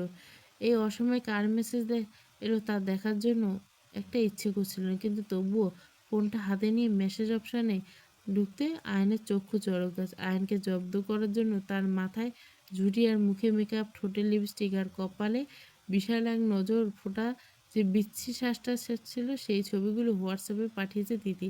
ছবিগুলো আয়নের এতটাই হাস্যকর দেখাচ্ছে সে নিজেই নিজের দিকে তাকাতে পারছে না। ছবির নিচে তিথি ছোট করে একটা মেসেজ জুড়ে দিছে, হু হু ডিঙ্কা চিকা ডিঙ্কা চিকা, আমি আজকে এই দুটো সোশ্যাল মিডিয়াতে ছেড়ে দিব। আয়ান ছবিগুলো দেখে বা তিথির মেসেজ দেখে কোনো প্রতিক্রিয়া না দেখে সরাসরি টাইপ করতে শুরু করলো। তার মূল লক্ষ্য তিথিকে খুঁজে বের করা। সে দ্রুত মেসেজ করলো, তিথি তুই এখন কোথায়? বেশ কিছুক্ষণ পর ওপাশ থেকে রিপ্লাই এলো। তিথি লিখছে, 7 সমুদ্রের 13 নদীর পারে, পারলে সাঁতার কেটে চলে এসো। আয়ান নিজেই বিরক্তি চেপে লিখে পাঠালো, তিথি একদম মজা করিস না, সত্যি করে বল তুই ঠিক কোথায় আছিস। তিথি একটা ভেংচি কাটার ইমোজি দিয়ে বলল, জানি না। আয়ন এবার রাগের ইমোজি দিয়ে হুমকি দেওয়া শুরু করলো, ভালো মেয়ের মতো বলে দে তুই কোথায়, না হলে আমি যদি একবার তোকে খুঁজে বের করি তবে কিন্তু তোর অবস্থা খুব খারাপ হবে। তিথি মোটেও দমে গেল না। সে আবার বিচ্ছিরি ভেংচি কাটার ইমোজি দিয়ে বলল, কচু করবা তুমি, আমাকে তো আগে খুঁজে পাইতে হবে। আমি ঠিক করছি এখন থেকে বিয়ে করে সংসার শুরু করবো, তারপর আমার যখন বাচ্চা হবে তখন সেই বাচ্চা নিয়ে তোমাকে মামা ডাকিয়ে তবেই আমি ওই বাড়ি ফিরবো, এর আগে না। তিথির মেসেজ পড়ে আয়নের চোখ কপালে উঠে গেল। তিথি ওকে মামা বানাবে এমন কথা শুনে আয়ন রাগে কাঁপতে কাঁপতে মেসেজ করলো, কি তুই আমাকে মামা বানাবে? আমি তোর হাজবেন্ড আর তুই আমাকে বাবা না বানিয়ে মামা বানাতে চাচ্ছিস? সিরিয়াসলি তিথি? আয়নের এই হাহাকার ভরে মেসেজে তিথি খুব মজা পেল। সে মেসেজটিতে হাহা রিয়াক্ট দিয়ে আবার ঘাট তেরাভাবে ছোট্ট একটা উত্তর দিল, অফকোর্স। তিথির এই উত্তর দেখে আয়ন প্রথমে স্তব্ধ হয়ে গেল, কিন্তু পরক্ষণে তার মাথায় একটা বুদ্ধি খেটে গেল। সে নিজের ঠোঁটের কোণে একটা বাঁকা হাসি ফুটিয়ে বিড়বিড় করে বলল, সকালবেলা আশি খান আর মিনা চৌধুরী ডাইনিং টেবিলে খাবার সাজাচ্ছেন। কিছুক্ষণ পর শান্ত চৌধুরী নিচে নেমে এসে নির্দিষ্ট আসনে বসলেন। তারপরে পরে শিহাবকে দেখা গেল। সে নিজের শার্টের হাত ভাঁজ করতে করতে গম্ভীর মুখে ডাইনিং টেবিলে বসলেন। আশি বরাবরের মতো আজও সবাইকে খাবার সার্ভ করছে। শিহাব খাওয়া শুরু করতে করতে মিনা চৌধুরী আশ্চর্য বললেন, মা শিহাবকে হাঁসের মাংস দাও, ও হাঁসের মাংস বেশ পছন্দ করে। শাশুড়ির কথা শুনে আশি বাটিটা হাতে নিয়ে শিহাবের হাতে মাংস তুলে দিতে লাগলো। ঠিক তখনই অসাবধানতা কিছু তরকারি ছলকে শিহাবের হাতের উপরে পড়ে গেল আর তার শার্টের হাতে নষ্ট হয়ে গেল। শিহাব এমনিতে অফিসের জন্য দেরি হয়ে গেছিল, তার উপর আশির এমন কাণ্ড দেখে সে মেজাজ হারিয়ে ফেলল। আশি লজ্জিত মুখে সরি বলার জন্য মুখ খুলছে, তার আগে শিহাব আশির গেলে সজোরে একটা থাপ্পড় বসিয়ে দিল। রাগে ফেটে সে চেঁচিয়ে বলল, মন কোথায় থাকে তোমার, হ্যাঁ?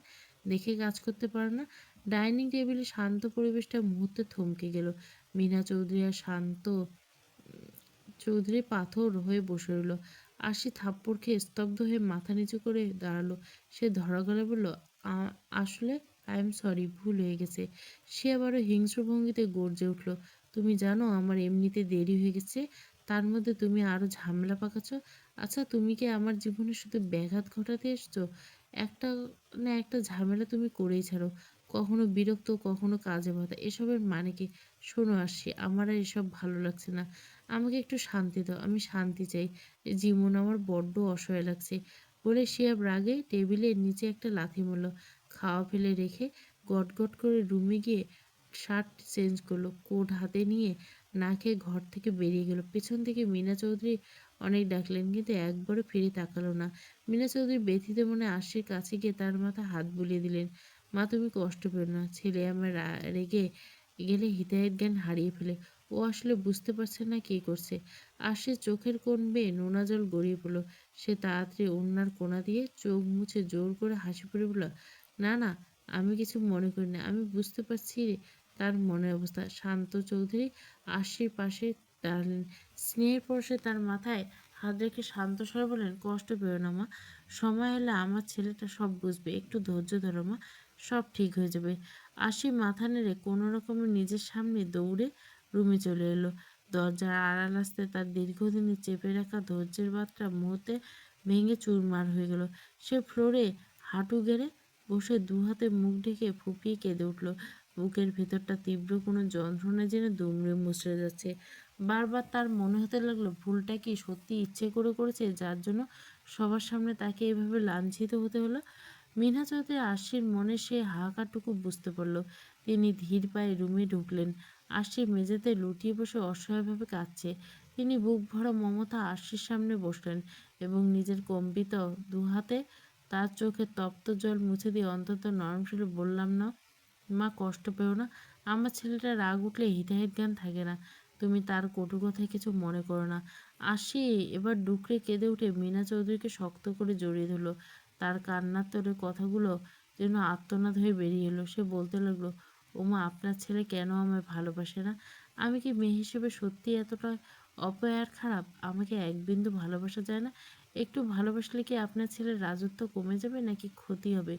আমি তো দুনিয়ার কোনো ঐশ্বর্য চাই না মা, শুধু তার একটুখানি ভালোবাসার কাঙ্গাল। তাহলে সে আমাকে প্রতি পদে পদে এভাবে আঘাত দেয় কেন? ভালোবাসার কি কোনো দাম নেই এই পৃথিবীতে? ভালোবাসা কি সত্যি এতটা যন্ত্রণা আর কষ্টকর? মিনা চৌধুরী নির্বাক হয়ে গেল।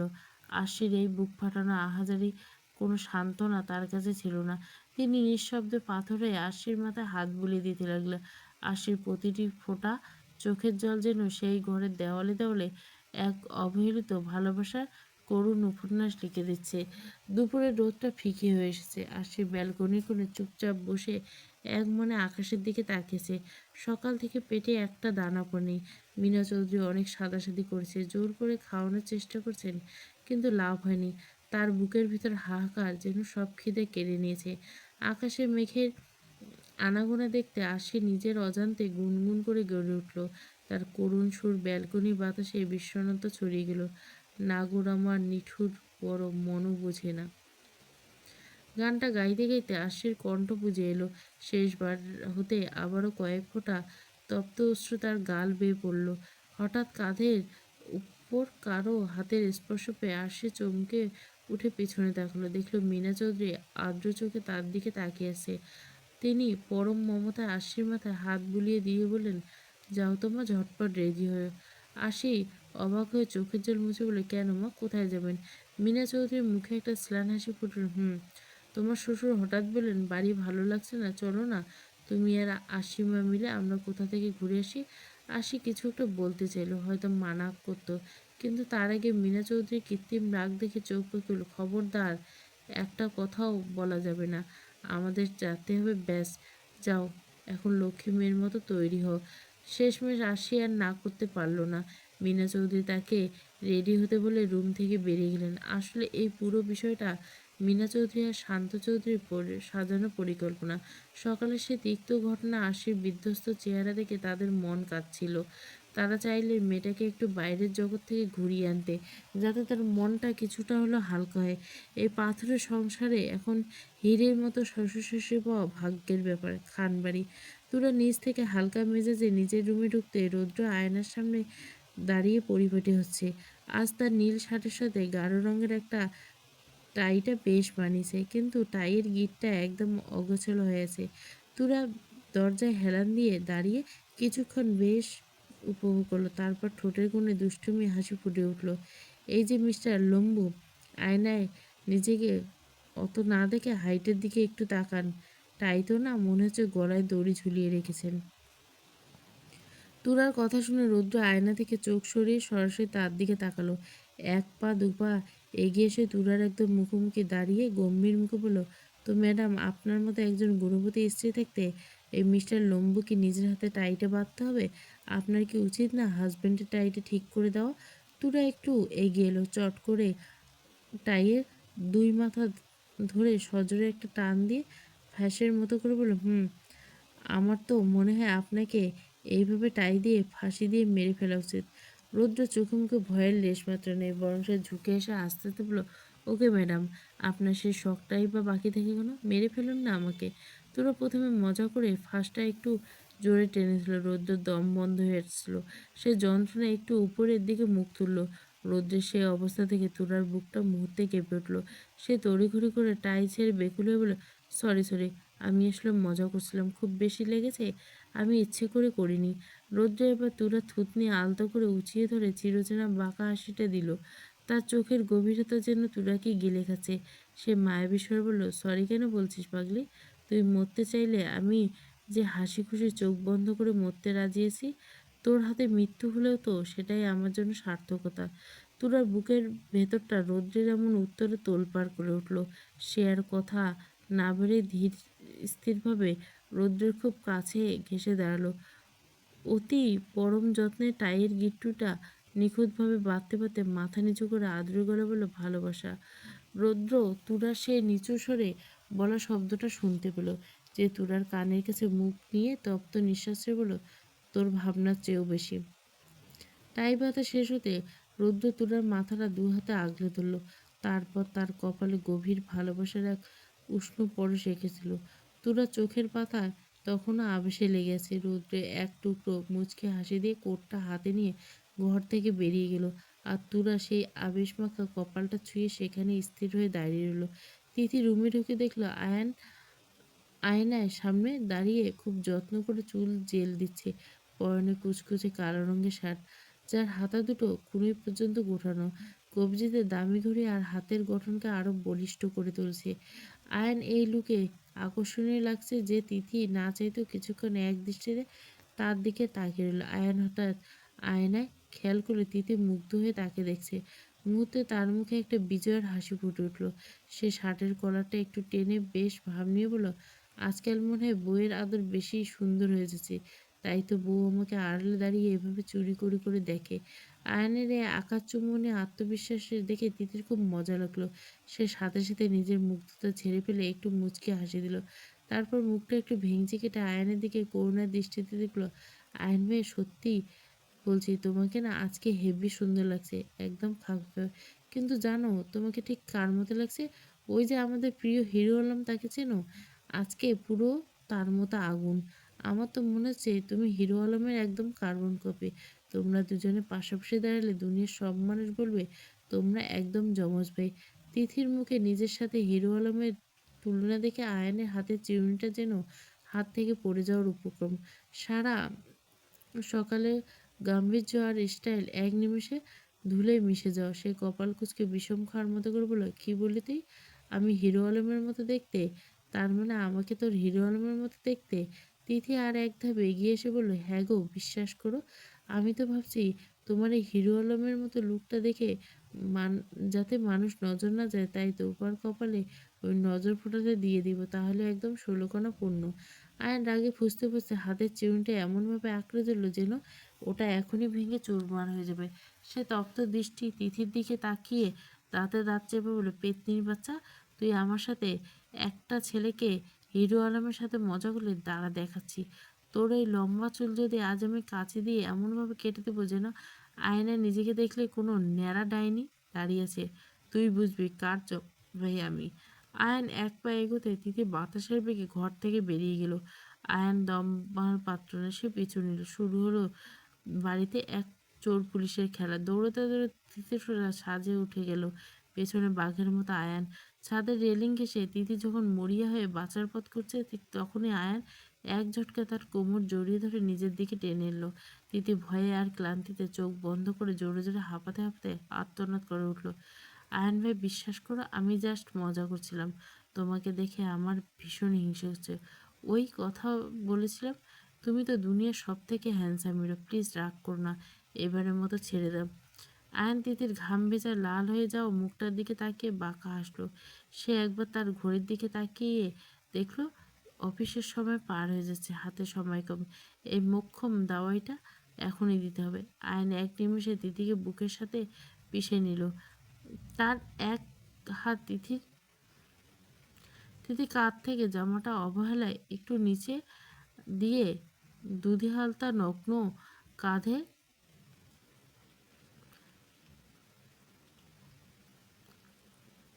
তিথি আবেশে আর অনাদিত আশঙ্কায় শিউরে উঠল, কিন্তু পরের মুহূর্তে আয়নের সে বুনো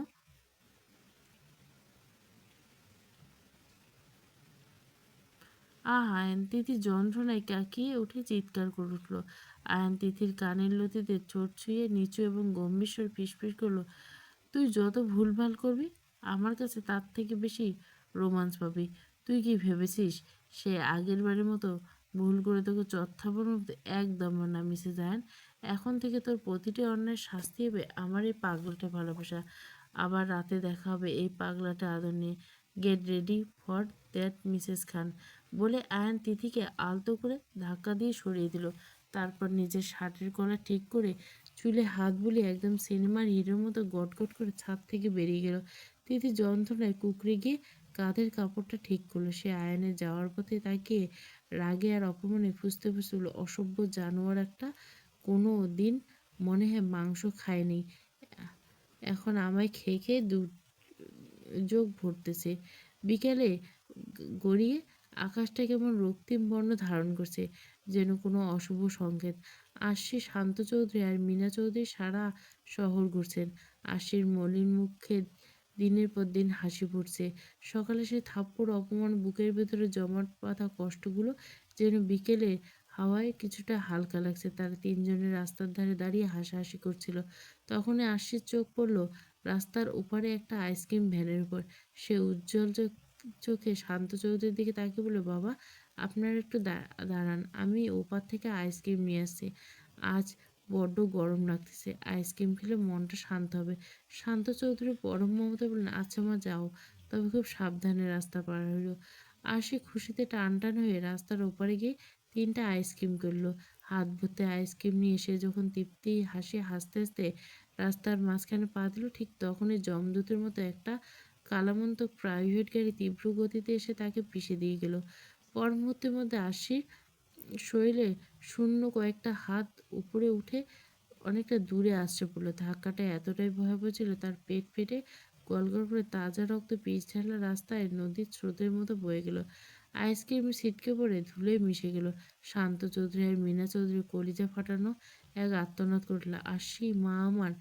মুহূর্তে চারপাশ নিস্তব্ধতা হয়ে গেল। উৎসুক মানুষের ভিড় জমল সেই নিথর দেহটার পাশে। আর সে বুঝতে পারছে তার প্রতিটি নিঃশ্বাস ভারী হয়েছে, শরীরটা অবশ হয়েছে, চোখের সামনে সব ঝাপসা অন্ধকার নেমে আসছে। সে তার শরীরের অবশিষ্ট শেষ বিন্দু শক্তি দিয়ে বিড়বিড় করে বলতে লাগলো, যা কেবল তার ভাঙা হৃদয়ে আর্তনাদ হয়ে উঠল, মামা, বাবা, তোমাদের সাথে শেষবার আর দেখা হলো না গো। বড় ভাইকেও দেখতে পেলাম না। মা বাবা, তোমাদের এই মেয়েটা হয়তো সত্যি বড্ড অপয়া, তাই তো তোমাদের বেলায় আপন মানুষগুলো মুখ দেখার সৌভাগ্য হলো না। বুকের ভেতরটা ফেটে যাচ্ছে, বড্ড যন্ত্রণা। আল্লাহ কি আমি এতটাই পাপী ছিলাম যে শেষবেলায় একটু শান্তি পেলাম না?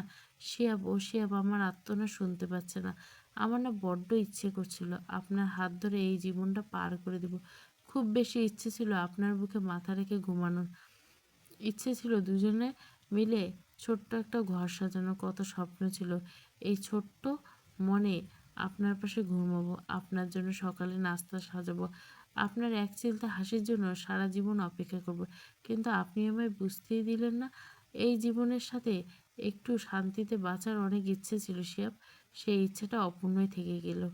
আপনি আজ আমায় মেরেছিলেন, কিন্তু আমি তো রাগ করিনি। আমি তো শুধু আপনার একটুখানি ভালোবাসা চেয়েছিলাম। একটু ভালোবাসলে কি খুব বেশি ক্ষতি হতো আপনার? 3 কবুলে সেই বন্ধনটা এতটাই ঠুনকো ছিল যে এক মুহূর্তের জন্য আমার সব মায়া করলেন না শিয়াব। আজ থেকে আফসোস, আপনার উপর এক বুক ভালোবাসা নিয়ে চলে যাচ্ছি। আপনি আপনার শান্তি খুঁজে নিন, আমাকে ছাড়া আপনি শান্তিতে থাকেন, তবে তাতে আমি শান্তি। তবে উপরে দাঁড়িয়ে আমি আপনার জন্য অপেক্ষা করব, ওপারে যেন আল্লাহ আপনাকে আমাকেই দেন। আমি আপনাকে বড্ড বেশি ভালোবাসি শিহাব, বড্ড ভালোবাসি। I love you so much. আশির কণ্ঠস্বর রুদ্ধ হয়ে এলো। শেষবারের মতো এক দীর্ঘ শ্বাস নিয়ে তার নিস্পন্দ দেহটা রাস্তার মাঝপথে এলিয়ে পড়ল। তার খোলা চোখের কোণ দিয়ে শেষ এক ফোঁটা অশ্রু গড়িয়ে রক্তের সাথে মিশে একাকার। আইসক্রিম গলে রোদে যাচ্ছে, আর সেই রক্তের পুকুরে পড়ে রইল এক অবহেলিত স্ত্রীর না বলা হাজারো অভিমান আর ভালোবাসার গল্প। শান্ত চৌধুরী আর মীনা চৌধুরী পাগলের মতো ভিড় ঠেলে দৌড়ে এসে আশিকে জড়িয়ে ধরলেন। আশির মাথাটা কোলে নিয়ে শান্ত চৌধুরী উম্মতের মতো চিৎকার করে বললেন, আরে ভাই, আপনারা দাঁড়িয়ে দেখছেন কেন? কেউ ইমার্জেন্সি অ্যাম্বুলেন্স ডাকেন, আমার মেয়েটার নিঃশ্বাস আটকে আছে, ওর খুব কষ্ট হচ্ছে, কেউ সাহায্য করুন। উপস্থিত মানুষেরা ততক্ষণে দ্রুত ফোন বের করে অ্যাম্বুলেন্সে কল দিল। অল্প সময়ের মধ্যে সাইরেন বাজিয়ে অ্যাম্বুলেন্স চলে এলো। সাথে সাথে ইমার্জেন্সি ডাক্তার। ডাক্তার গাড়ি থেকে নেমে দ্রুত আশির পাশে হাঁটু গেড়ে বসলেন। তিনি নাড়ি পরীক্ষা করে শ্বাস প্রশ্বাস চেক করে গভীর উদ্দেশ্যে নার্সের উদ্দেশ্যে বললেন, দ্রুত স্ট্রেচার বের করুন, পালস খুব স্লো, নিঃশ্বাস একদম ক্ষীণ আসছে, কুইক, আমাদের হাতে সময় নেই। রক্তাক্ত আশিকে খুব সাবধানে স্ট্রেচারে তুলে অ্যাম্বুলেন্সে নেওয়া হলো। মীনা চৌধুরী কান্নায় ভেঙে পড়ে আশির একটা হাত শক্ত করে ধরে আছেন, যেন ছাড়লেই চিরতরে হারিয়ে যাবে। শান্ত চৌধুরী আর মীনা চৌধুরী দ্রুত অ্যাম্বুলেন্সে বসলেন। সাইরেনের তীক্ষ্ণ শব্দ হৃদয় কাঁপিয়ে ধরে হাসপাতালে ছুটে চলল। অ্যাম্বুলেন্সের ভেতরে আসে সেই আধো ভেজা চোখের পাতায় তখনও লেগেছিল এক অপূর্ণ ভালোবাসার আকুতি। খানবাড়ির নিস্তব্ধ দুপুরে নীরবতা ভেঙে হঠাৎই ল্যান্ড ফোনটা তীব্র শব্দে বেজে উঠল। আনোয়ার খান তখন ড্রয়িং রুমে খবরের কাগজ পড়ছিল, আর বাকি বাড়ির সবাই যে যার মতো কাজ করছিল, ব্যস্ত। ফোনে কর্কর আওয়াজে তিনি ধীরে ধীরে গিয়ে রিসিভারটা কানে তুলেন। কিন্তু ওপাশ থেকে আসা খবরটা শোনা মাত্র তার পায়ের নিচ থেকে মাটি সরে গেল। মুহূর্তের মধ্যে তার শরীর অসাড় হয়ে গেল। হাত থেকে রিসিভারটা খসে মেঝেতে পড়ে গেল। আনোয়ার খান বুক ফাটানো এক আর্তনাদ করে উঠলেন, আশি, আমার মেয়ে, আমার আশি মা। আনোয়ার খানের সেই হাহাকার মেশানো চিৎকার শুনে বাড়ির সবাই আতঙ্কিত হয়ে সেদিকে দিকে ছিল দৌড়ে ছুটে এলেন। রোশানী খান সব কাজ ফেলে হাঁপাতে হাঁপাতে আনোয়ার খানকে জড়িয়ে ধরে ব্যাকুল হয়ে জিজ্ঞেস করলেন, কি হয়েছে আপনার? ওভাবে চিৎকার দিলেন যেন, কি হয়েছে আমাদের মেয়ের? আনোয়ার খান তখনও কাঁপছেন, তার চোখের দৃষ্টি স্থির, তার গলা দিয়ে কথা বেরোচ্ছে না। তিনি কোনো মতে তোতলাতে তোতলা বলেন, আশির অ্যাক্সিডেন্ট হয়েছে, ওকে ইমার্জেন্সি হাসপাতালে নেওয়া হয়েছে, অবস্থা নাকি খুব খারাপ। কথাটা শোনা মাত্র তার পুরো খান বাড়িতে বজ্রপাত। রৌশানী খান নিজের কানকে বিশ্বাস করতে পারলেন না। তার পৃথিবীর চোখ সামনে দুলে গেল। তিনি মাগো বলে এক চিৎকার দিয়ে ফ্লোরে ধপ করে বসে পড়লেন। আশিক খান পরিস্থিতি গুরুত্ব বুঝতে পেরে নিজেকে সামনে নিয়ে দ্রুত এগিয়ে এসলেন।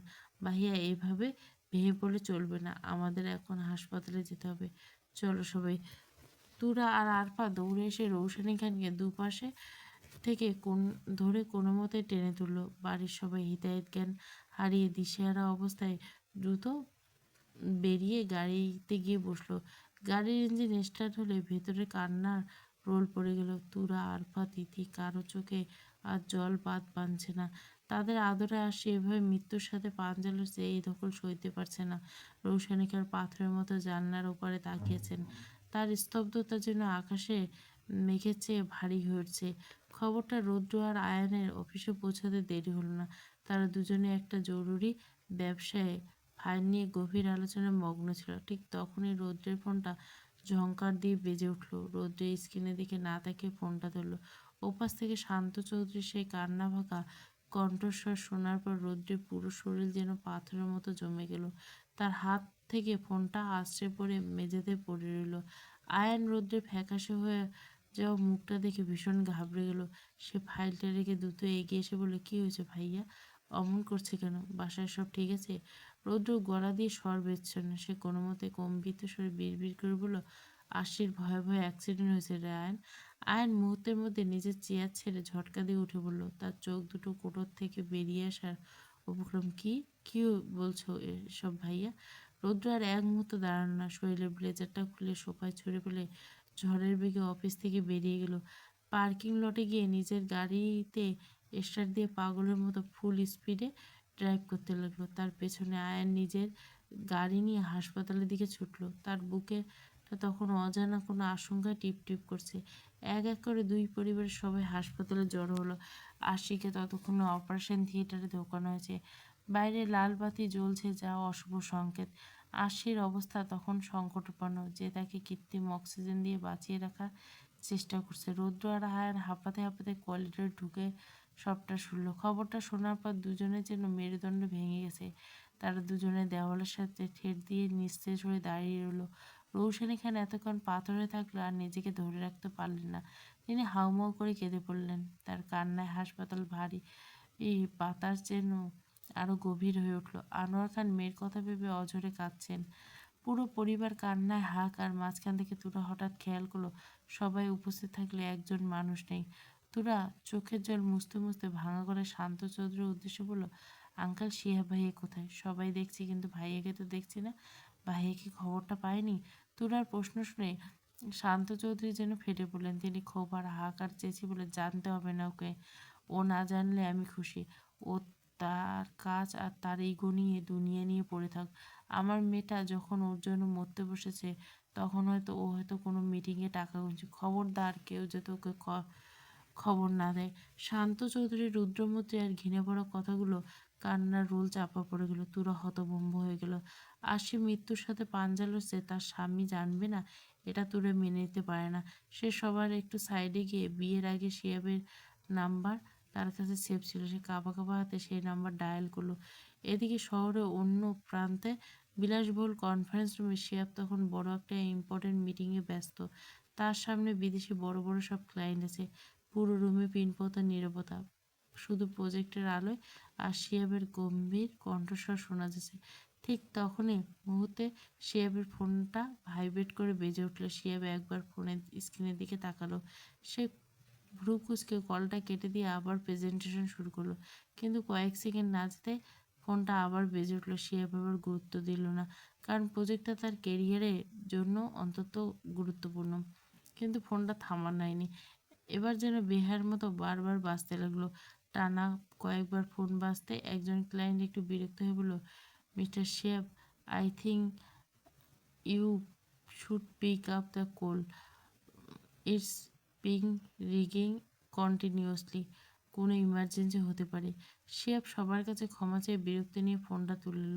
সে ভেবেছিল কেউ হয়তো বারবার ভুল নম্বরে কল করেছে। সে কলটা রিসিভ করে কঠোর গেল, হ্যালো, কে বলছেন? আমি একটা ইম্পর্টেন্ট মিটিংয়ে আছি, বারবার ডিস্টার্ব করছেন কেন? সমস্যা কি? ওপাশ থেকে তুরা ডুকরে কেঁদে ওঠার শব্দ কানে আসতে শিয়াবের গলার স্বর কিছুটা নরম হয়ে গেল। তুরা কোনো মতে শ্বাস টেনে আর্তনাদ করে বলল, শিহাব ভাই, আমি তুরা বলছি, আপনি এখন মিটিংয়ে আছেন? এদিকে আশি আপু আমাদের ছেড়ে চলে যাবে। আশির খুব বড় অ্যাক্সিডেন্ট হয়েছে শিহাব ভাইয়া, ও এখন অপারেশন থিয়েটারে। ডাক্তার বলেছে ওর বাঁচার আশা খুবই কম। তুরার কথাগুলো শোনার সাথে সাথে শিহাবের হাতের কলমটা মেঝেতে পড়ে গেল। তার মস্তিষ্কের জন্য হাজারটা ভোল্টেজের বিদ্যুৎ শক খেল। পুরো কনফারেন্স রুমটা যেন চোখের সামনে ঘুরতে লাগলো। শিহাবের হাত থেকে দামি ফোনটা নিথর হয়ে মেঝেতে গড়িয়ে পড়ল। ওপাশে থেকে তুরার কান্নার আওয়াজ তখনও ভেসে আসছে, কিন্তু শিহাবের কানে কেবল শ্মশানের নীরবতা। ক্লায়েন্টরা তার অবস্থা দেখে অস্থির হয়ে বলল, Mr Shihab, he is everything okay? Any problem? শিহাবের ঠোঁট দুটো থরথর করে কাঁপছে। সে কোনোমতে বিড়বিড় করল, আসি। পরক্ষণে শিহাবের মনে হলো তার বুকের পাঁজরগুলো কেউ একজন হাতুড়ি দিয়ে পিষে ফেলছে। কলিজা যেন জ্যান্ত ছিঁড়ে নিচ্ছে। সে আর এক মুহূর্ত অপেক্ষা করলেন। ল্যাপটপ, ফাইল, ক্লায়েন্ট সবকিছু তুচ্ছ করে পাগলের মতো দৌড়ে অফিস থেকে বেরিয়ে গাড়িতে বসে গাড়ি স্টার্ট দিয়ে উন্মাদের মতো গাড়ির গতি বাড়িয়ে দিল। কিন্তু খানিক পথ যেতে ভাগ্য তার সাথে নিষ্ঠুর পরিহাস করল। রাস্তায় মাইলের পর মাইল জ্যাম, গাড়ির চাকা নড়ার কোনো থাম নেই। সে মনে হচ্ছিল সে নিঃশ্বাস নিতে পারছে না। সে গাড়ি ওখানেই ফেলে দরজা খুলে বেরিয়ে গেল। ট্রাফিকের জ্যামের মাঝপথে দিয়ে উন্মাদের মতো দৌড়ে শুরু করলো হাসপাতালের দিকে। পিচ ঢালা তপ্ত রাস্তা দৌড়াতে দৌড়াতে তার দম ফেটে যাচ্ছে, কিন্তু থামার নাম নেই। তার মনে হচ্ছিল যত দেরি হয়ে যাচ্ছে আশি ততই দূরে সরে যাচ্ছে। শিয়াব যখন ঘামাত্ম শরীরে হাসপাতালের করিডোরে ঢুকে পড়ল, পুরো পরিবার কান্নায় ভেঙে পড়েছে। শিয়াবকে দেখে তুরা ডুকরে কেঁদে উঠল। সে আঙুল দিয়ে অপারেশন থিয়েটার বন্ধ দরজা দেখলো। শিয়াব ভাইয়া, আপু ওই ঘরে। আপু আমাদের কারোর সাথে কথা বলছে না, আপু চোখ মেলছে না। তুরার কথা শুনে শিয়াবের মাথাটা ভো ভো করে গড়ে উঠল। সে হিতাহিত জ্ঞান হারিয়ে উঠে দরজার সামনে গিয়ে আছড়ে পড়ল। পাগলের মতো দরজায় লাথি মারতে মারতে চিৎকার করে উঠল। আয়না রৌদ্র দৌড়ে এসে শিয়াবকে জাপটে ধরল, কিন্তু শিয়াব তখন জানোয়ারের মতো শক্তি দিয়ে তাদের সবার সরাবার চেষ্টা করছে। সে গলার রগ ফুলিয়ে চিল্লাতে বলল, ছেড়ে দে আমাকে। ডাক্তারের বাচ্চারা, তোরা আমার আশিকে এই ঘরের ভিতরে কেন এনেছিস? এখানে তো ধারালো ছুরি দিয়ে মানুষ কাটে। তোরা কি দেখছিস না আশির কত কষ্ট হচ্ছে? ওর শরীরটা তো এমনিতেই ছোট, এত ছুরির কুচির আঘাত সইতে পারবে না। রৌদ্র আয়ান, ছেড়ে দে বলছে আমাকে। শিহাব নিজেকে ছাড়ানোর জন্য মেঝের উপর ধস্তাধস্তি করলো, আর দুই চোখ দিয়ে অঝরে জল পড়ছে। আয়নের রৌদ্রর হাত থেকে ছাড়া পাওয়ার জন্য আকুতি মনে করছে। তোদের পায়ে ধরি, একবার আমাকে ভেতরে যেতে। আসি ভেতরে খুব একা, কষ্ট পাচ্ছে, আমাকে যেতে দে। তোরা না চলে আমি সত্যি পাগল হয়ে যাবো। আল্লাহর দোহাই লাগে, আমাকে ওর কাছে যেতে দে।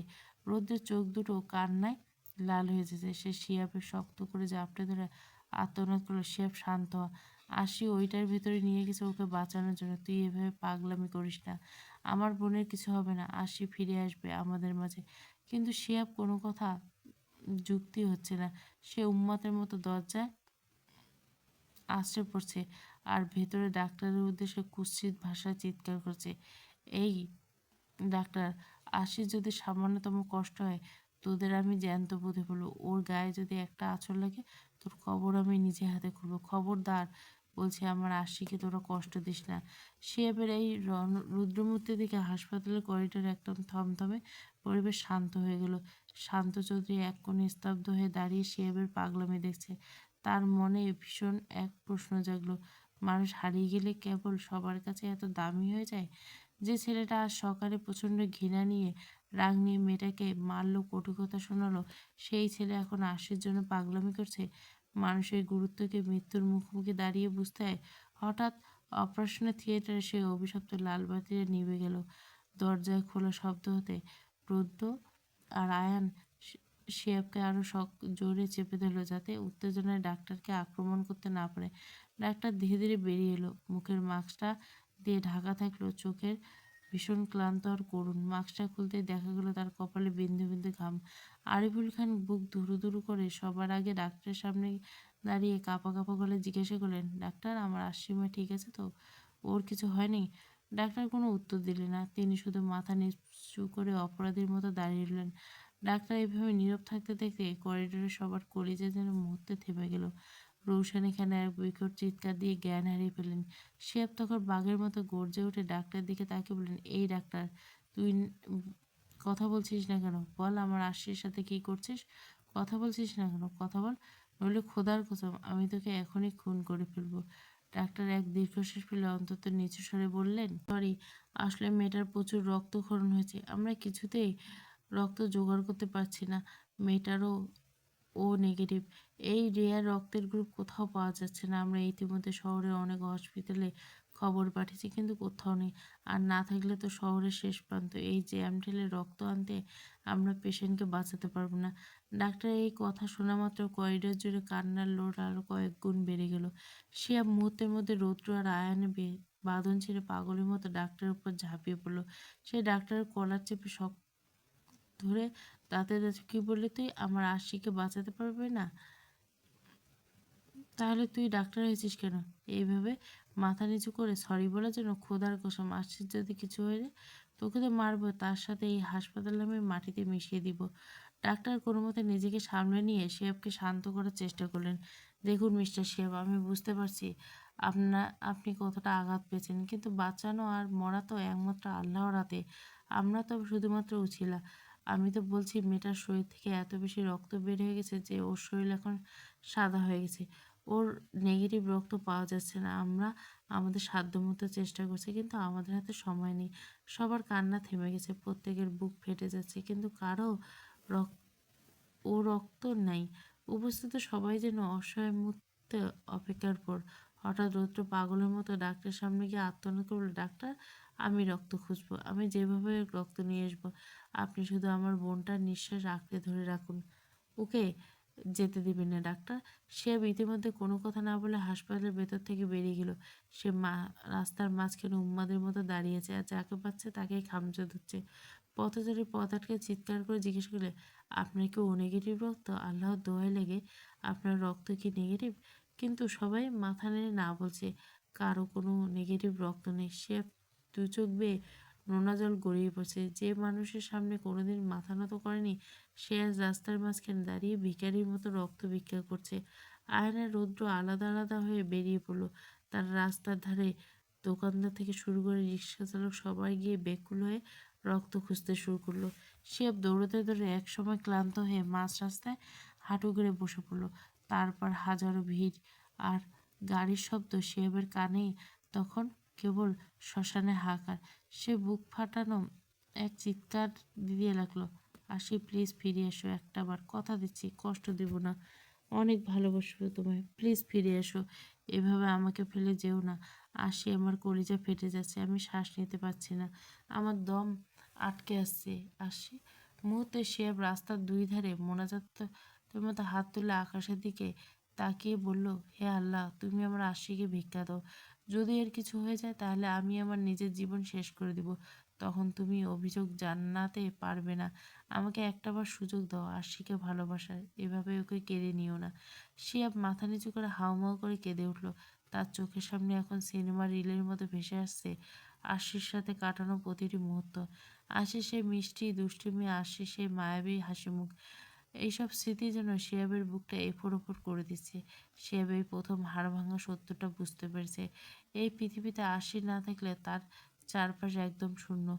আগে কখনো যা মনে হয়নি, আজ তা বিষের মতো নীল হয়ে ধরা দিচ্ছে। সে বুঝতে পারছে তাকে বাঁচাতে হলে আশিকে চাই।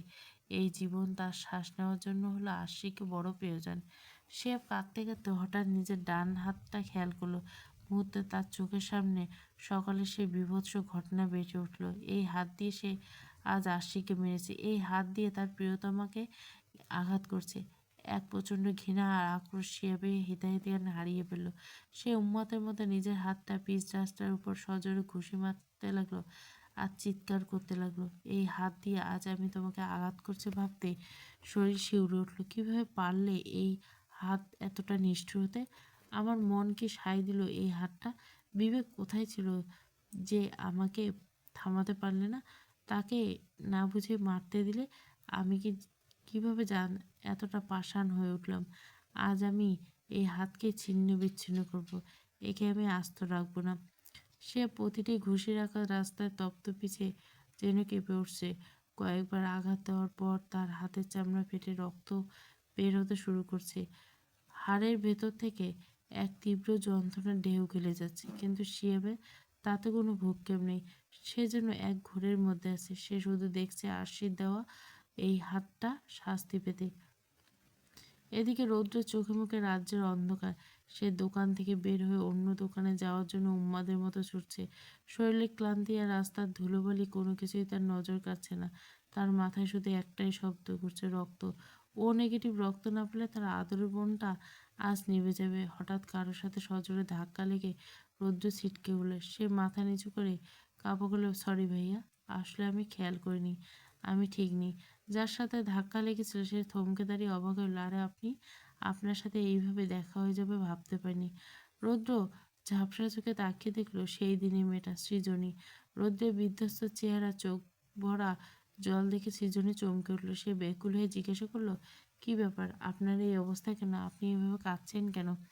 রৌদ্র কোনো রকম নিজের চোখের পানি মুছে রুদ্ধশ্বাসে বলল, আমার বোনের খুব ভয়াবহ অ্যাক্সিডেন্ট হয়েছে, ওর শরীর থেকে সব রক্ত বের হয়ে গেছে, আমি রক্ত খুঁজছি কিন্তু কোথাও পাচ্ছি না। সৃজনী পরিস্থিতি বুঝতে পেরে জিজ্ঞাসা করলো, কি বললেন, কি গ্রুপের রক্ত লাগবে? ও নেগেটিভ। সৃজনী এক মুহূর্ত দেরি না করে রৌদ্রের হাত ধরে বলল, ও নেগেটিভ? আপনার বোন ভাগ্য নিয়ে জন্মেছে, আমার ভাইয়ের ব্লাড গ্রুপও ও নেগেটিভ। ওই যে দেখুন আমার ভাই সামনে দাঁড়িয়েছে, আপনি আমার সাথে আসুন। রৌদ্রের নিভে যাওয়া চোখে যেন হঠাৎ একরাশ আলো জ্বলে উঠল। সে সৃজনীর সাথে দৌড়ে একটা প্রাইভেট কাটে গেল। সৃজনী জানলার কাজ নামিয়ে দিল, ভাইয়া তাড়াতাড়ি বেরো, ইমার্জেন্সি। গাড়ি থেকে একটা লোক ভুরু কুচকে বের হয়ে উঠল। রৌদ্র তাকে দেখা মাত্র ছিথে আঁতড়ে পড়ল। সে অবাক হয়ে বিড়বিড় করে বলল, তুই নিহাল না, আশির সেই ফ্রেন্ড কাম বড় ভাই? আশি তোমাকে নিয়ে কত গল্প করতো আমাদের কাছে। রৌদ্রের কথা শুনে নিহাল চিনতে পারলো। সে হাসি মুখে করমর্দনের জন্য হাত বাড়িয়ে বলল, আর রৌদ্র যে, কেমন আছো? রৌদ্র নিহালের হাসি বা সৌজন্যবোধের উত্তর দিল না। সে সরাসরি নিহালের হাত দুটো শক্ত করে চেপে ধরে বাচ্চার মধ্যে কেঁদে ফেলল। সে ডুকরে কেঁদে ফেলল। নিহাল আশির অ্যাক্সিডেন্ট হয়েছে, মৃত্যুর সাথে পাঞ্জা লড়ছে। ওর ও নেগেটিভ দরকার। আশিকে বাঁচানো যাবে না। তুমি প্লিজ সাহায্য করো। প্লিজ নিহাল, আমার বোনটাকে এভাবে মরতে দিও না, দয়া করো। নিহালের মুখের হাসি মুহূর্তে মিলিয়ে গেল। তার চোখের মণি স্থির হলো। সে রৌদ্রের কাঁধ ধরে ঝাঁকুনি দিয়ে বলল, কী বলছো? আশির অ্যাক্সিডেন্ট হয়েছে? কখন? কোথায়? হাসপাতালে। নিহাল, সময় নেই, আমাদের যেতে হবে।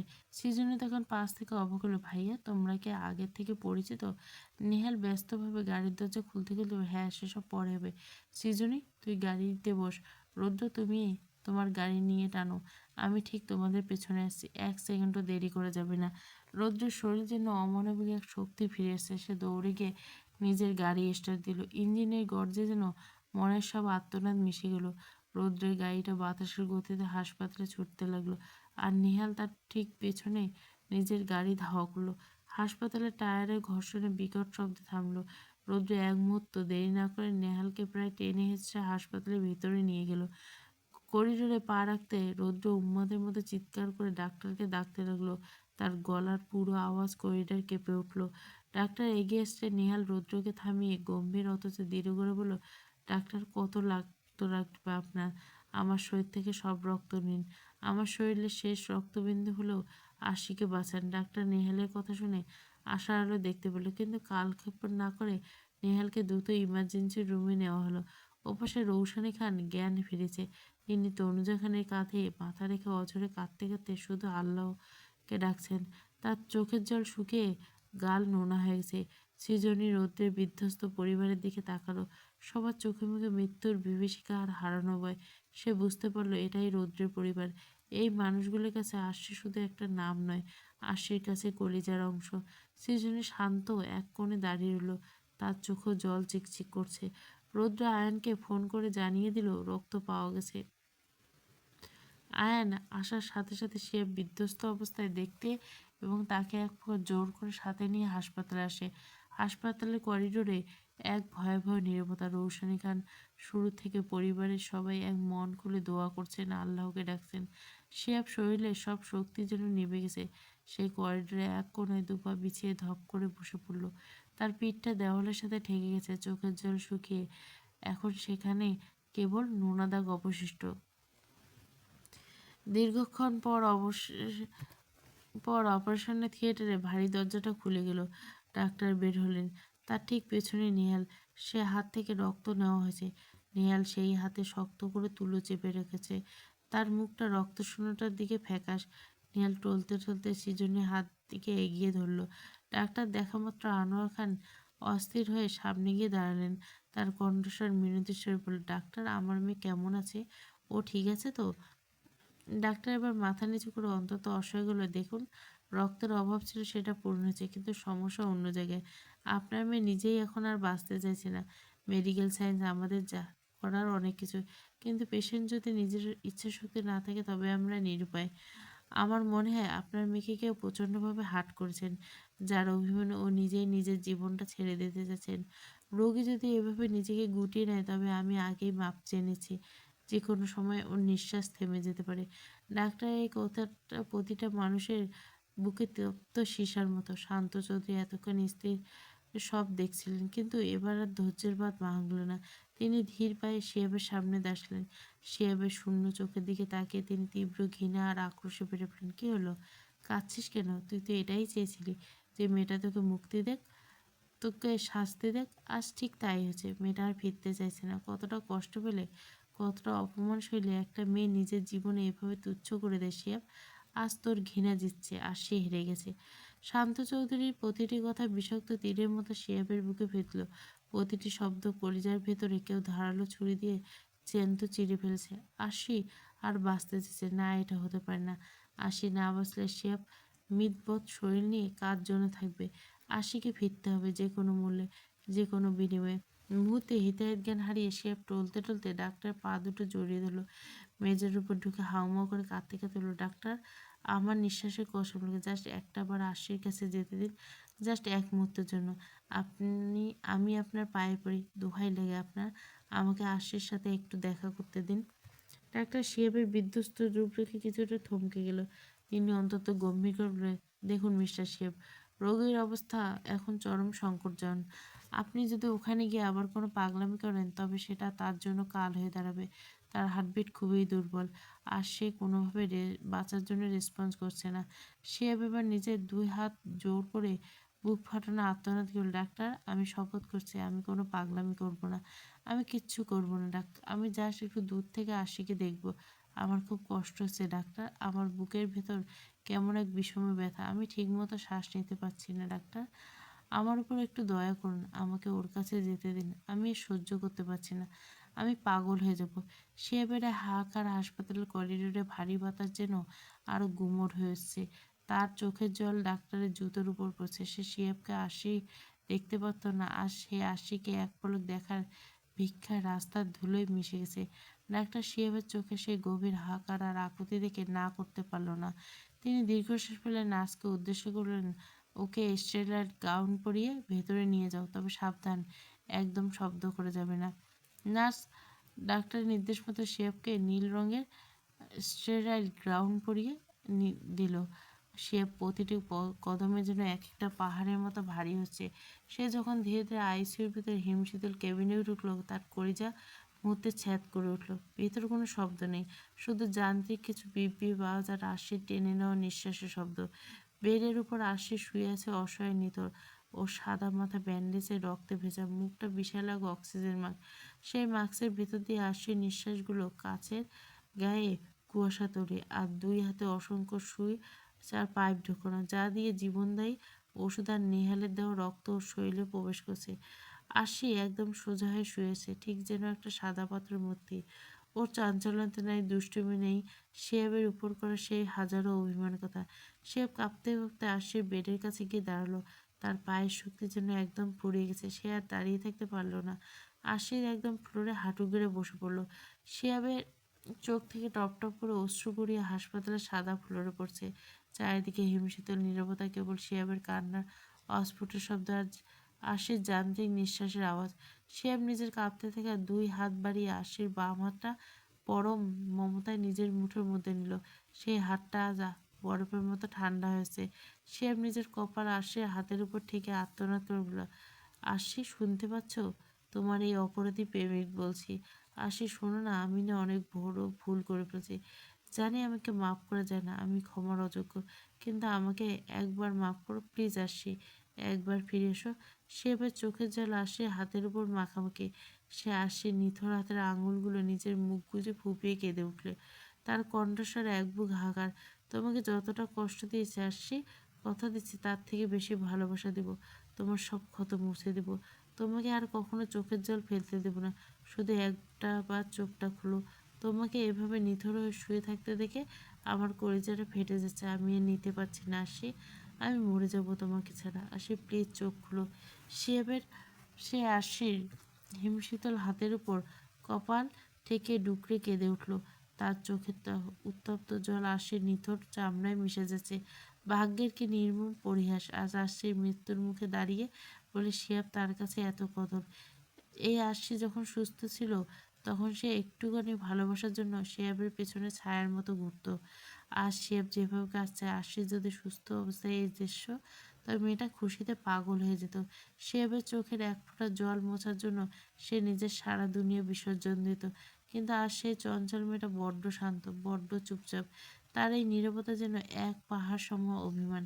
সে যেন বুঝিয়ে দিচ্ছে, অনেক তো অবহেলা করেছেন, এবার আমি সারা জীবনের জন্য চুপ হয়ে যাই। সে বাবার পুনরায় কাঁদতে কাঁদতে ভাঙা গলা বলল, আমি বুঝতে পারছি আশি, তুমি ছাড়া আমার এই জীবনটা একদম শূন্য। এই জীবনে বেঁচে থাকতে হলে আমার তোমাকে চাই। লাস্টবারের মতো একটাবার সুযোগ দাও, ফিরে আসো আসছি। আমার জীবনের কসম দিয়ে বলছি, এরপর এক চুল পরিমাণ কষ্ট তোমাকে আর দিব না। আমার প্রিয়তমা আসি, প্লিজ ফিরে আসো একটাবার।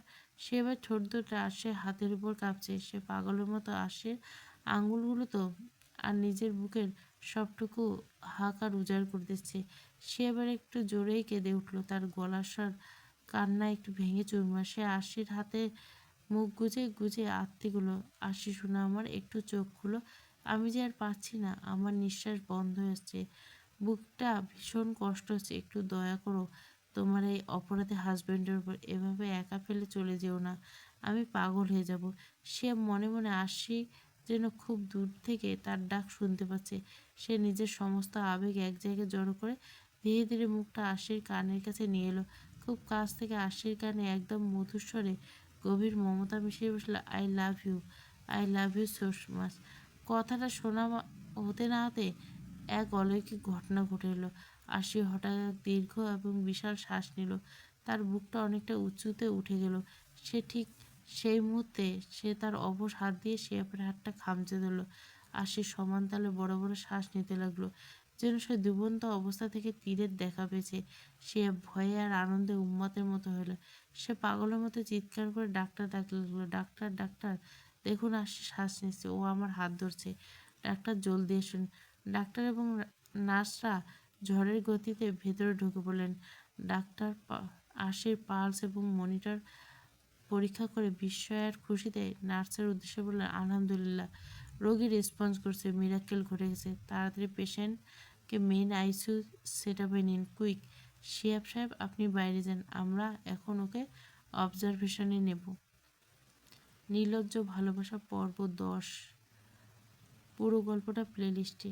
এই গল্পটা তাড়াতাড়ি শেষ করে দিই, হ্যাঁ, শেষ করে দিয়ে যদি প্রতি নিঃশ্বাসে তুই গল্পটা ভালো লাগে ওইটা কন্টিনিউ করবো। আর হচ্ছে প্রেম তুমি, ওইটার একটা পর্ব আছে, প্লিজ একটু কোঅপারেট করবেন।